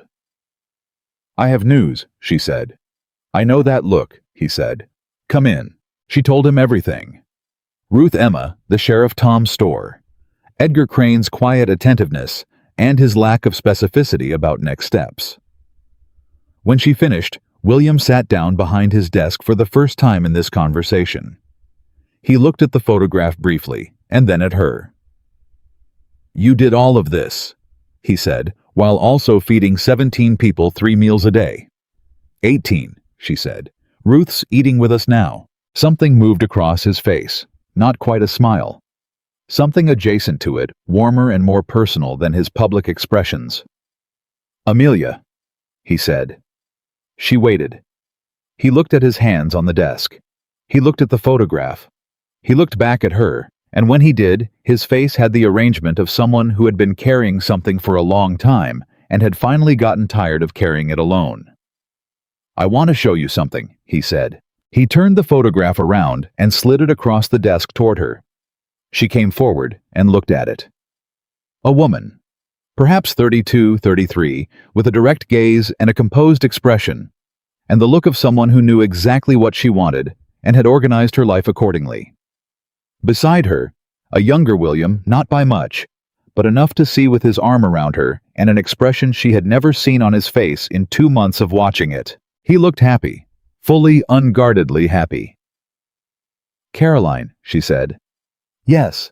He paused. "She would have liked you." Amelia looked at him. I'm not saying that as a way of saying something else," he said with the precision of a man making sure he was understood. "I mean it plainly. She would have recognized what you are immediately, and she would have liked you for it, and she would have been considerably less patient with Whitmore than you've been." He paused. She had a very short tolerance for men who confused wealth with worth. Amelia looked at the photograph for another moment. Then she slid it back. "She sounds like someone worth missing," she said. "She is," he said. "She was. Both of those things." He looked at the photograph. "Grief is a strange thing. People think it ends or they think it should. It doesn't end. It just changes shape, becomes something you can carry without dropping everything else." He was quiet for a moment. "The kitchen helped with that. I want you to know I know that. Whatever else happens, whatever this thing is, that's—" He stopped. He reset. "You gave the kitchen back to this house. That was not a small thing." She stood in his study and held very still. "William," she said carefully. "I know," he said. "I'm not asking you for anything. I'm not making a declaration. I'm just—" He stopped again. He pressed both hands flat on the desk, the gesture of a man physically organizing himself. "I want to tell you the truth of where I am, because I've been not telling you, and you're a person who deserves truth told directly, and I'm done with not telling you." She sat down without being asked in the chair across from his desk. She sat straight, and she put her hands in her lap, and she looked at him. "Then tell me," she said. He looked at her for a long moment. "I don't know what this is," he said. "What I feel toward you." I know what I felt for Caroline, and this is not the same thing, and I spent a lot of time thinking that meant it wasn't real or that it shouldn't be given a name." He paused. "But I think I was wrong about that. I think I was confusing different with lesser, and I think—" He looked at his hands. "I think you are someone I want to know better. Someone I want to have at this table for reasons that have nothing to do with what you can cook and everything to do with who you are when you're standing in the middle of a street telling the truth at a cost to yourself that most people wouldn't pay." The room was very quiet. Amelia sat with what he had just said and let it be present without immediately doing something with it, without analyzing it or managing it or protecting herself from it, which was her instinct and her training. And also she was beginning to understand a habit she had developed for very good historical reasons that might not apply to every future situation. "I'm a large woman," she said. "I want to say that plainly because it needs to be said plainly. I'm not going to pretend I don't know what that means in this world, in this time, in this county. I'm not going to pretend that people won't have things to say and that some of those things won't cost you something. I know that," he said. "I don't want to be a decision you make because you're grateful or because you're lonely or because the kitchen smells like home," she said. "I've been a decision people made for wrong reasons before. It doesn't end well for anyone." "I know that too," he said. "Then what are you telling me?" she said. Not harshly, genuinely. He looked at her. "That I see you," he said. "Not the size of you, not the food you make.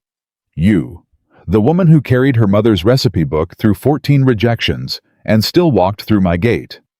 The woman who told Whitmore to his face that his weapons had been used against her before, and she was still here. The woman who hired Ruth Alderman and taught her daughter to make bread and built a case against a powerful man while running this kitchen better than it has ever been run." He paused. "I see you.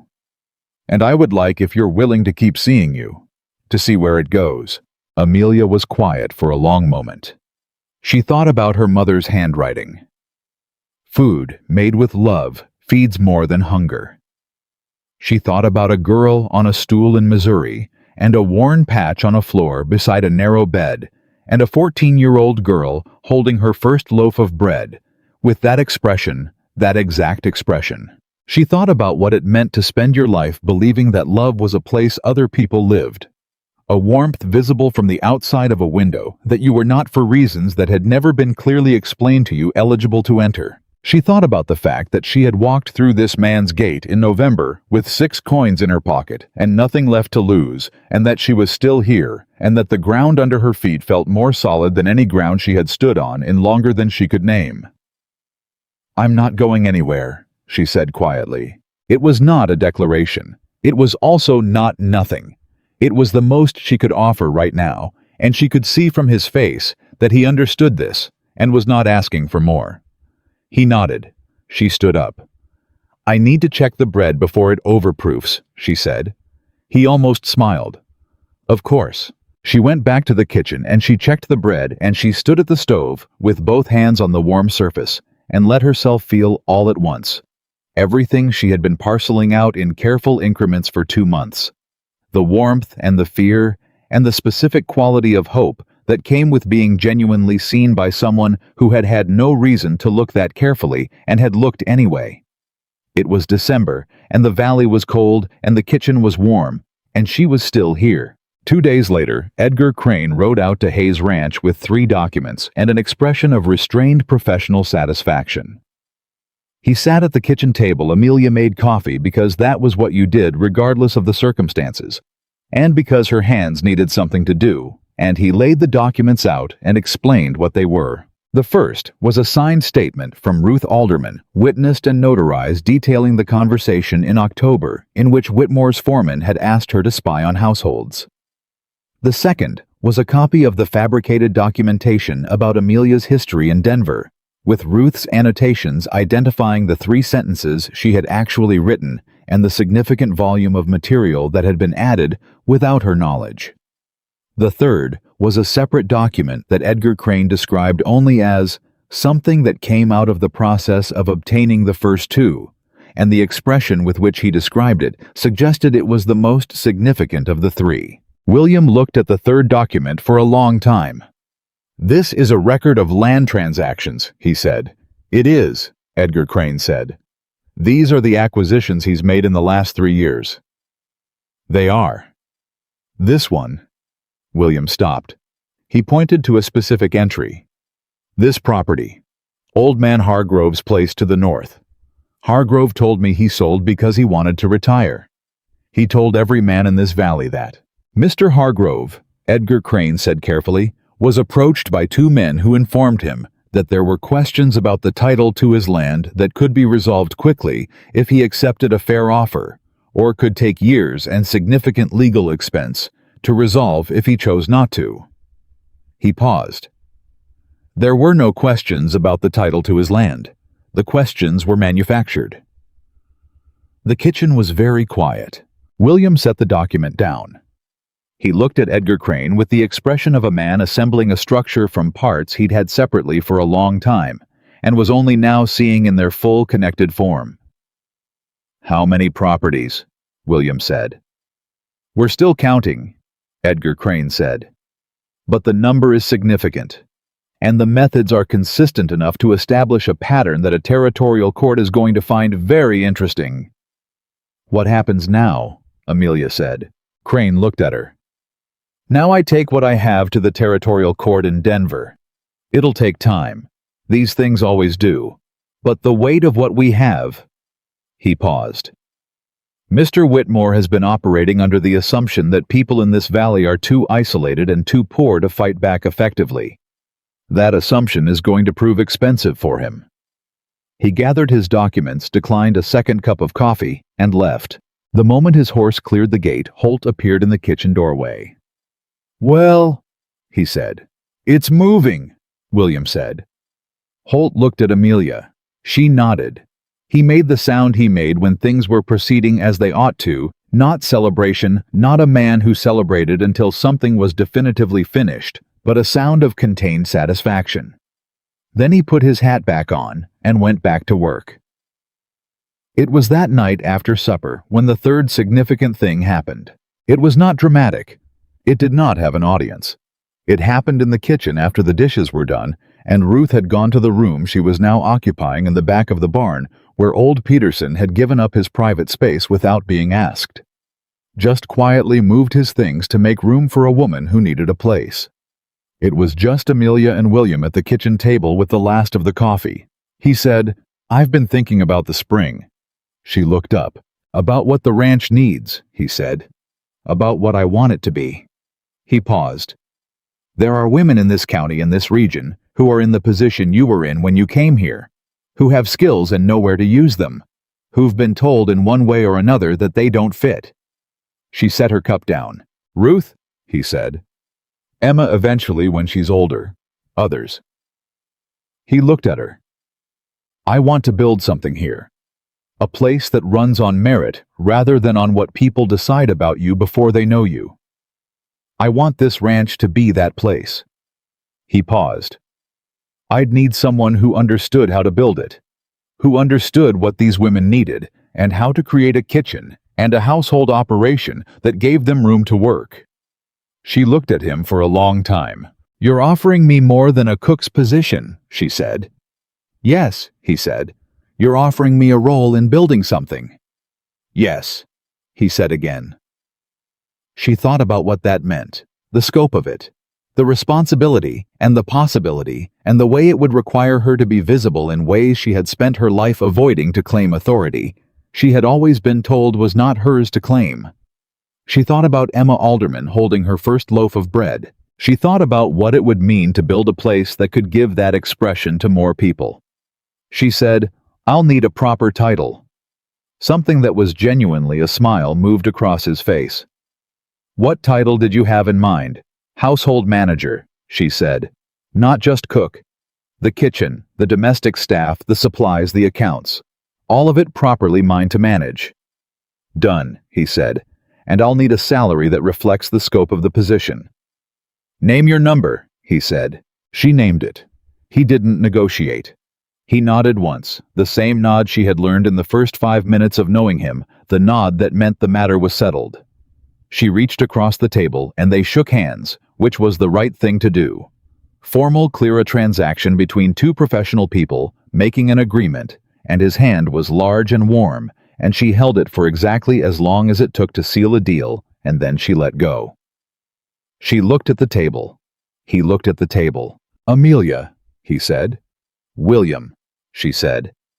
They sat in the warm kitchen with the winter outside and the fire in the stove, and the weight of everything said and unsaid between them, and neither of them moved for a long time, and neither of them needed to. Outside across the valley, the land was quiet under December dark. In Denver, legal machinery was beginning to turn in ways that Charles Whitmore would not have anticipated and would not enjoy. In her room off the kitchen, Ruth Alderman was sleeping in her first secure bed in 2 months. In the barn, Peterson had given up his space without complaint and was sleeping better for it, because some men understood that making room was its own form of comfort. And in the kitchen of Hayes Ranch, two people who had both spent significant portions of their lives being defined by their losses. One by the absence of a woman he'd loved completely. One by the accumulated weight of a world that had told her she was too much sat across from each other at a table and let themselves exist in the same space without requiring anything more of the moment than what it was. Which was, Amelia thought, already more than she had known to ask for. She picked up her cup. "The bread for tomorrow," she said. "It'll keep another hour," William said. She looked at him. He looked at her. "Stay," he said, "just a while longer." She set the cup back down. "All right," she said. And the kitchen was warm, and the night was long, and outside the valley held its breath in the particular way it did before something changed. Comme Nye Sang document, comme Lu Vautep text, Part 5, The Home She Built. January came in hard, the kind of cold that settled into the bones of a valley and didn't let go, that turned the creek to iron, and made the horses steam like kettles, and brought the men inside faster than any supper bell.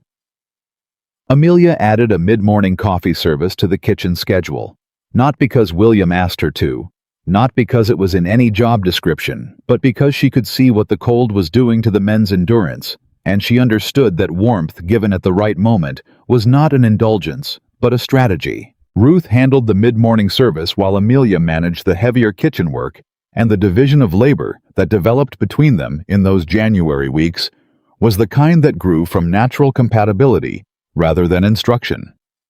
Ruth anticipating what Amelia needed before being asked, Amelia knowing when to give Ruth space to manage something herself and when to step in. They did not talk excessively while they worked. They didn't need to. They had the particular communication of two women who had both spent years in professional kitchens and had learned that a well-run kitchen was its own language. Emma came 3 afternoons a week now. She was getting good.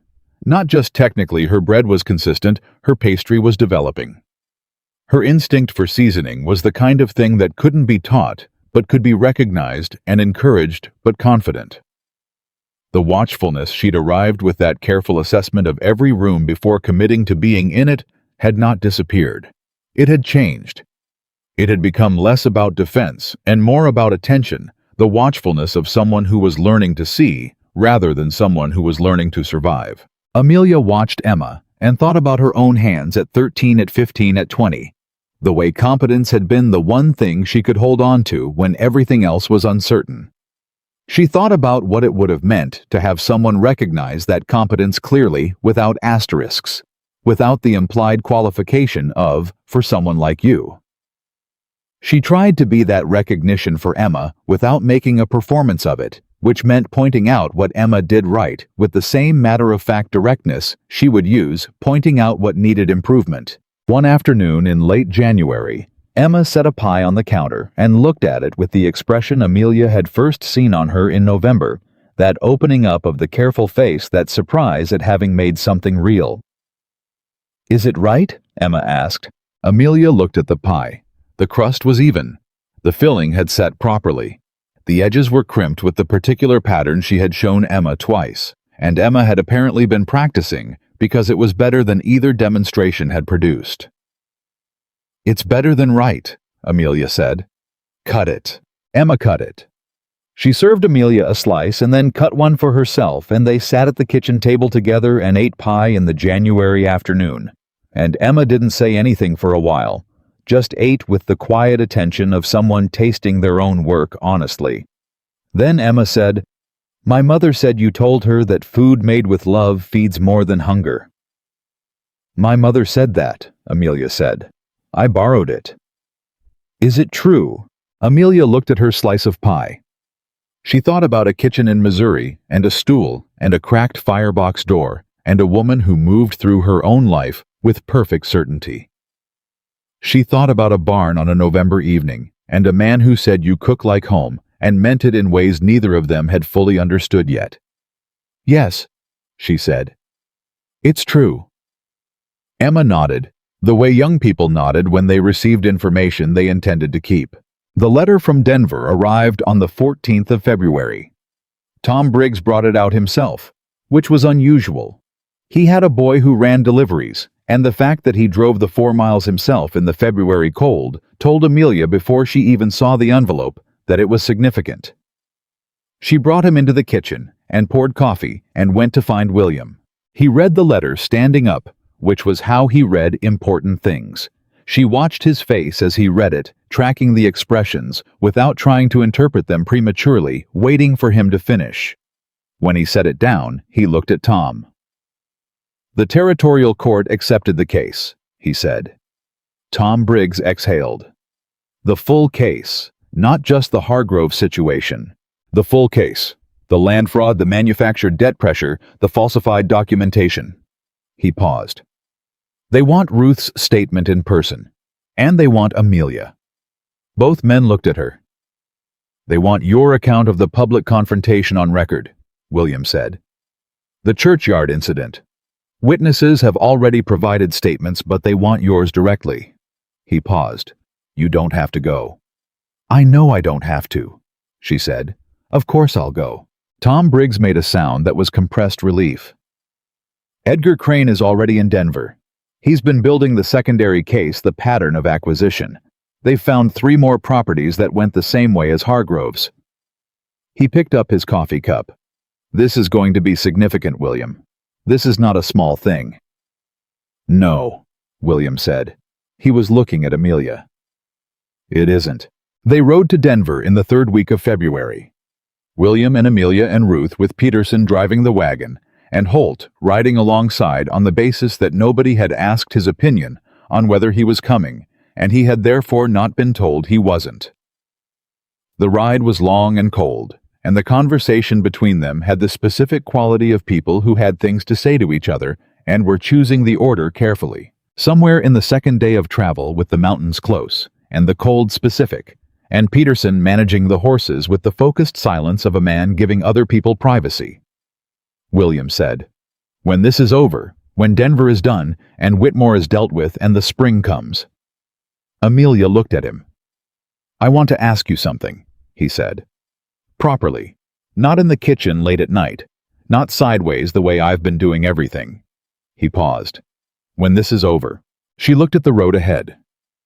"All right," she said. "All right, you'll let me ask it." "All right, I'll hear it," she said. "When this is over." He nodded. He faced forward. Ruth, sitting across from them in the wagon, said nothing, which was the correct response, and which Amelia appreciated. The territorial court in Denver was a different world from Coldwater Ridge.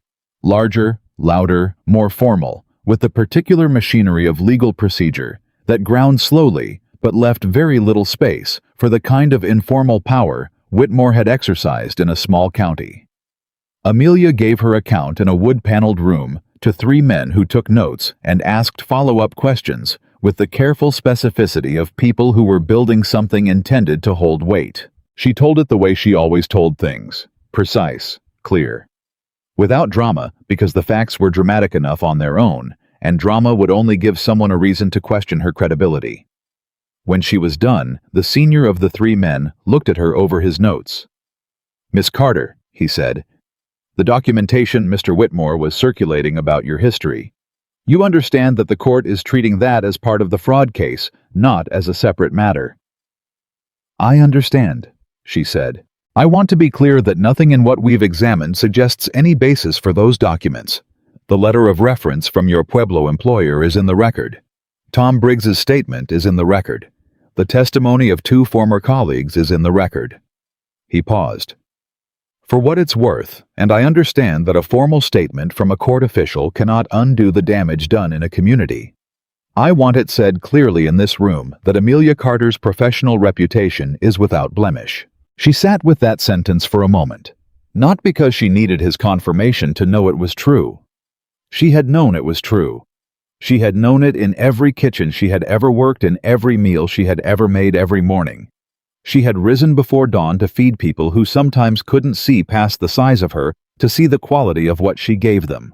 But there was something about hearing it said formally in a room designed for formal truth that put a weight on it she hadn't known she needed. Thank you, she said. Ruth's testimony came the following morning and lasted longer. She was precise and composed, and twice was asked to clarify something she had not been unclear about, which Amelia recognized as the court, testing her consistency rather than her comprehension.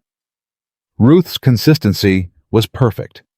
She had been telling the truth since October, and the truth was the easiest story to keep straight. Whitmore was in the building, but not in the room. She saw him once in the corridor flanked by 2 lawyers, and the particular expression of a man who had encountered the limits of his own reach for the first time and found the experience disorienting. He looked at her when they passed in the corridor. She looked back. She did not look away first. He did. She thought, that's what it looks like. That's what it looks like when a man discovers that the people he built his power on top of are not in fact the foundation he thought they were. The legal process would take months.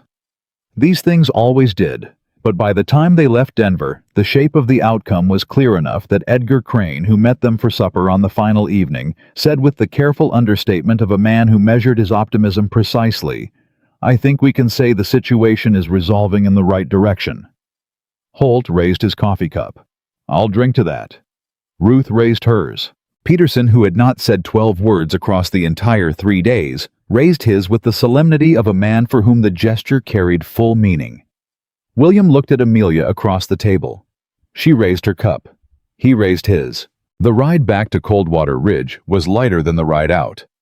Not loud, these were not loud people on the whole, but lighter in the way of a group of people who had done a hard thing together and were now on the other side of it.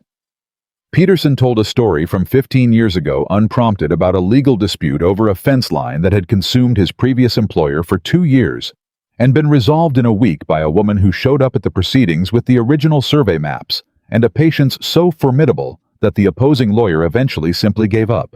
It was the longest speech any of them had heard Peterson make, and when he finished, the silence was the comfortable kind. They arrived back at Hayes Ranch on a Friday afternoon. The men were in the yard when they pulled through the gate, not arranged, not formal, just present in the way that people were present when they'd been waiting for something without announcing they were waiting. Charlie came off the porch steps and grabbed the horse's head. Young men she'd hired in January. 2 brothers from a struggling farm to the east came around to help with the wagon. She climbed down. She stood in the yard that she had walked into in November with 6 coins and a worn recipe book, and she looked at the house and the barn and the faces of the people who had made this place their lives, and she felt something she did not immediately have a word for. It settled into a word eventually. Home. That evening after supper, after the dishes were done, and Ruth had retired, and the men had gone to the bunkhouse, and the ranch had settled into its nighttime sounds, William came to the kitchen. Not unusual. He had been coming to the kitchen in the evenings for months. But this time, he came in with his hat in his hands and a particular quality of attention in his face, the attention of a man who had said, when this is over, and now found himself on the other side of that phrase. She was at the table with her mother's recipe book, adding a note she had been meaning to add for weeks, a modification to the biscuit recipe, a small adjustment she had developed through the winter that improved the texture in cold weather baking. She closed the book when he came in. He sat down. He put his hat on the table. He looked at her. It's over, he said. Yes, she said. He was quiet for a moment, arranging something inside himself. "I want to ask you to marry me," he said. "I want to be plain about that first, so you know what the question is before I say anything else." He paused. "But I also want to say some things first, if you'll hear them." She looked at him steadily. "I'll hear them. I know what the world is," he said. "I know what this county is. I know what people will say, some of them the ones who have been saying things about you since November, the ones who are slow to revise what they believe.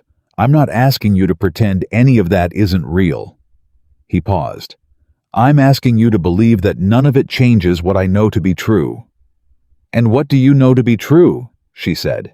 "That you are the most capable person I have met in my adult life," he said. "That you walked into this ranch in November and changed every part of it that needed changing and preserved every part of it that needed preserving, and you did it with a grace I could not have managed in your situation." He looked at his hands. "That I have not been easy company, and you stayed anyway. That I have been grieving and closed and slow to say what needed saying, and you stayed anyway." He looked back up. "That when I think about the spring, about what this ranch is going to be about, what I want to build here, you are in every version of that picture.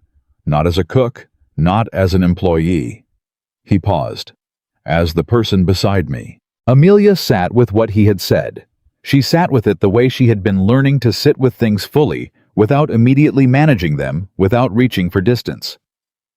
She thought about a woman who had arrived in a town that didn't want her, who had walked 4 miles in the cold to knock on the door of a man she'd been warned against, who had cooked one meal and changed the direction of her life without knowing that was what she was doing. She thought about the 14 rejections and the 6 coins, and the way she had stood in that barnyard and told herself, "You are not done."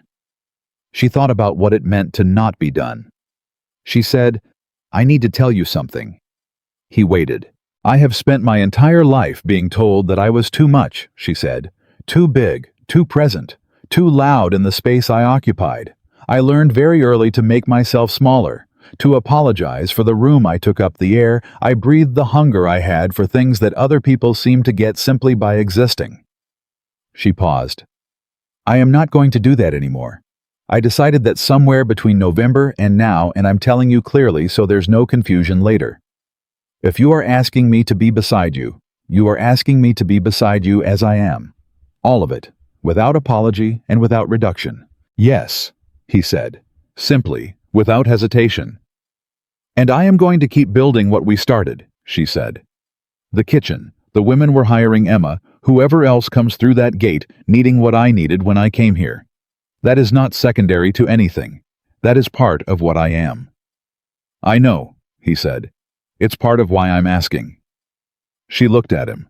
He looked at her. She thought he means it. Every word. You know how to tell when a person means what they say. You have always known that. You have spent your life reading rooms and faces and the specific weight of words, and you know. She said, "Yes." He went very still. "Yes," she said again. "I'll marry you." He reached across the table. She took his hand. They sat like that in the kitchen that had been the beginning of everything, and neither of them felt the need to fill the moment with anything more than what it already held. Spring came to the valley in April, the way it always did, gradually, and then all at once the creek running loud with melt and the grass coming up green against the brown that had held since October. The legal proceedings in Denver were moving at their own pace, which was slow and thorough, and Edgar Crane sent periodic updates that confirmed the direction without promising the timing. Whitmore had lawyers who were earning their fees, but the weight of evidence was substantial, and it was not moving in his favor. 3 of the ranchers he had pressured came forward in March, following the trail that Hargrove had finally agreed to blaze when he understood that he was not alone. The pattern was documented now clearly and in the kind of detail that a territorial court found irrefutable. It would be another year before the full resolution came, but the outcome was not in question. Coldwater Ridge adjusted to this knowledge the way small towns adjusted to things slowly, with a great deal of conversation in places like Tom Briggs's store, and then with a quickness that suggested the adjustments had been building beneath the surface for some time. The women who had been politely cool to Amelia in November were warm to her in March. She did not hold this against them because she understood what it meant to wait and see, and because the warmth was real now, even if its timing said something about courage and its relationship to consensus. She accepted it at its current value, rather than discounting it for its late arrival. Helen Marsh organized a gathering at the church in March, not a formal event. Nothing announced with a printed notice. Just word passed person to person in the way of small communities when they wanted something to happen, without requiring anyone to officially commit to it. Women came. Some of them she knew, some she was meeting for the first time, and they sat in Helen's parlor and ate the food that Amelia had brought: biscuits, a cake, 2 pies, and they talked. Not about Whitmore, not about the court case. They talked about the things women talked about when they were in a room where they felt safe, which was everything. The difficulty of winter, the cost of flour, a daughter's education, a husband's health, the dream of a garden, the reality of what a garden actually took in Colorado soil. Amelia sat in that room and was part of those conversations, and it felt like something she had been standing outside of for a very long time. She mentioned toward the end of the afternoon that Hayes Ranch was expanding its household operations and would have paid positions available for women with cooking, sewing, or household management skills starting in May. She said it plainly, without ceremony. She said that the positions paid fair wages and that the work environment was what she would want for any woman she respected. 3 women asked for more information before she left. Ruth hired 2 of them in April. Emma turned 15 in April. She was now coming to the ranch 4 days a week, and the conversation about whether she might live on the property and formalize her role had begun between Amelia and Ruth, with the tentative quality of something that mattered too much to rush. Emma herself had not been part of the conversation directly, but she had a way of listening when nearby that suggested she was aware of it and was holding her opinion ready for when it was asked. Amelia asked it on a Tuesday in the kitchen while Emma was up to her wrists in bread dough. "If your mother agreed," she said, "would you want to be here full-time as a proper apprentice with wages and a room of your own?" Emma's hands went still in the dough. She looked at Amelia with the expression she had arrived with in November, the careful watchfulness, and then something in it shifted the way it had shifted when she'd held her first loaf of bread. "Yes," she said, "I would." "Then we'll talk to your mother," Amelia said, "and if she agrees you'll start May 1st. Emma went back to the bread. Her hands were not entirely steady for the next few minutes, and Amelia pretended not to notice because some emotions were entitled to their privacy. The wedding was in May, not elaborate. Neither of them wanted elaborate Amelia because she had no patience for ceremony that outweighed substance, William because he was a practical man who expressed his feelings in actions rather than productions. The minister performed the service in the ranch yard on a Saturday morning, with the mountains clear in the distance, and the creek audible from where they stood, and every person at Hayes Ranch present, plus Tom Briggs and Helen Marsh and Edgar Crane, who had ridden out from town, because he said he had a professional interest in outcomes, and this was one he wanted to see. Amelia wore a dress she had made with Ruth's help, which was blue and well-fitted, and the best piece of clothing she had ever owned. She did not attempt to look like something she wasn't. She wore her own body with the ease of a woman who had fought hard for that ease and intended to keep it. William wore his good suit and the look of a man who could not quite believe his own luck, which was an expression she had not seen on his face before and which she intended to keep seeing. Holt stood beside William. Ruth stood beside Amelia. Charlie cried and denied it afterward with a passion that convinced no one. Peterson stood at the back with his hat in his hands, and the particular expression of a man who kept his feelings stored in a place that didn't show on the outside, which Amelia had learned to recognize as the deepest kind of feeling this type of man had. When the minister said the words and asked the questions, and they answered them, the answers felt true in the way that things felt true when they had been earned rather than assumed, not effortlessly, not without cost, but with the solidity of something built on honest ground. William took her hand when it was done. He held it the way he did most things, without ceremony, without performance, but with the complete attention of someone who understood that what he was holding mattered. "Mrs. Hayes," he said quietly, the first time. She looked at him. "Mr. Hayes." From somewhere behind her, she heard Charlie make a sound that was most of the way to a sob. Tom Briggs led the applause. The afternoon that followed was the kind of afternoon that became a memory before it was over. The food that Amelia and Ruth and Emma had spent 2 days preparing. The way the ranch yard sounded with conversation and the occasional burst of laughter from the younger men. The particular quality of a celebration that was rooted in something real rather than performance. She found a moment in the late afternoon to be alone. She walked to the edge of the yard past the barn to the fence line, where she could see the full stretch of the valley, the creek glinting the mountains in their distance, the grass coming up green across the pastures that had been brown since she arrived. She took her mother's recipe book out of the pocket of her dress where she had put it that morning without thinking too hard about why. She held it against her chest the way she had held it sitting outside Tom Briggs's store in November, the way she had held it when she had nothing else left to hold. She thought about that woman.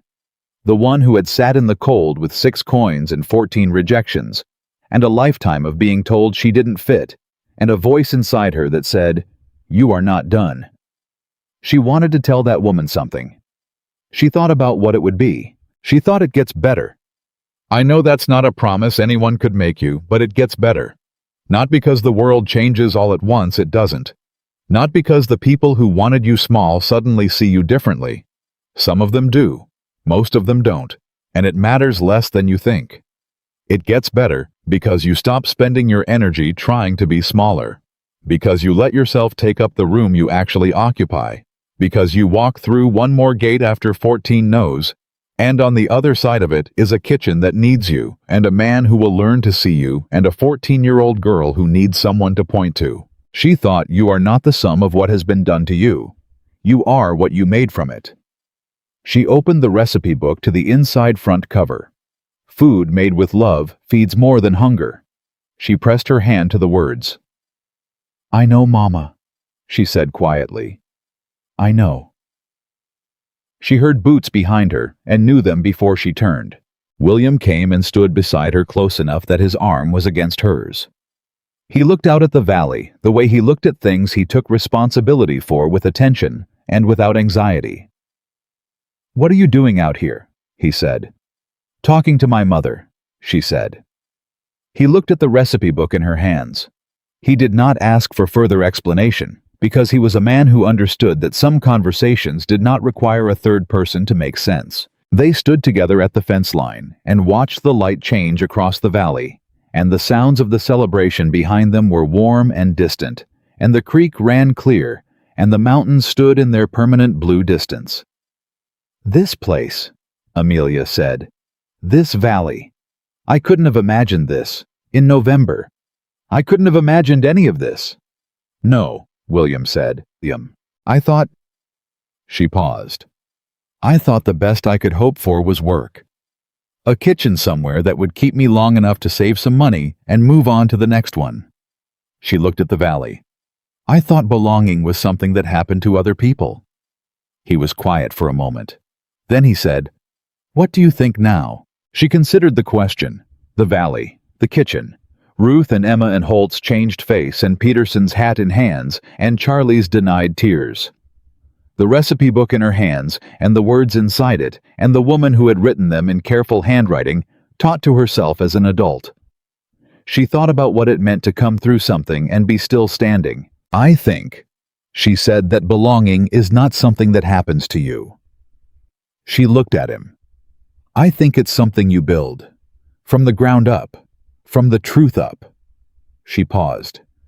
I think it takes longer than it should. And I think the people who tell you you don't deserve it are wrong. She pressed the recipe book to her chest. I think they have always been wrong. William looked at her with the expression she had come to know as his most honest one, unguarded in the specific way of someone who has stopped maintaining the management of their own face. They have always been wrong, he said quietly. She nodded. They stood at the fence line as the afternoon moved toward evening, as the light went gold, and then amber across the valley floor as the creek caught it and threw it back, and the mountains held their blue permanence against the changing sky. Behind them, the ranch was alive, the voices and the laughter and the smell of food and fire. The sounds of a place that had come back to itself after a long cold absence. A kitchen at the heart of it, warm and well run, a place where bread rose every morning before dawn and pie sat cooling by noon, and supper at night was the thing the day aimed toward. A place built not on what people deserved to receive, but on what they were capable of giving. Years later, when people in the Colorado Territory told the story of Hayes Ranch, and they did tell it the way people told the stories of places that became something more than what they started as they told it, as a story about a woman who came from nowhere with nothing and built something that lasted. They told it as a story about food and courage and the specific kind of stubbornness that looks like hope when it's working and looks like foolishness when it isn't, until you find out how it ends. They told it as a story about what happens when a woman stops apologizing for the space she takes up and starts filling that space with everything she knows how to give. They got most of it right. What they sometimes left out, what Amelia herself knew, was the truest part. The part that held all the other parts together was the simpler thing underneath all of it. She had been told her whole life that she was too much, too big, too heavy, too present, too loud in the room she occupied, and she had walked through 14 doors that closed on that premise, and on the other side of the 15th door she had found a kitchen that needed her, and she had cooked one meal and changed the direction of everything. Not because she had made herself smaller, because she had refused to. The woman who had arrived in Coldwater Ridge with 6 coins and a worn recipe book and a lifetime of being told she didn't fit had not changed herself to fit. She had built a place that was the right size for who she was, and that place had become home. Not the home she had been promised. Not the home she had been told in word and in silence that a woman like her deserved. The home she had built herself, from the ground up, from the truth up, and it held.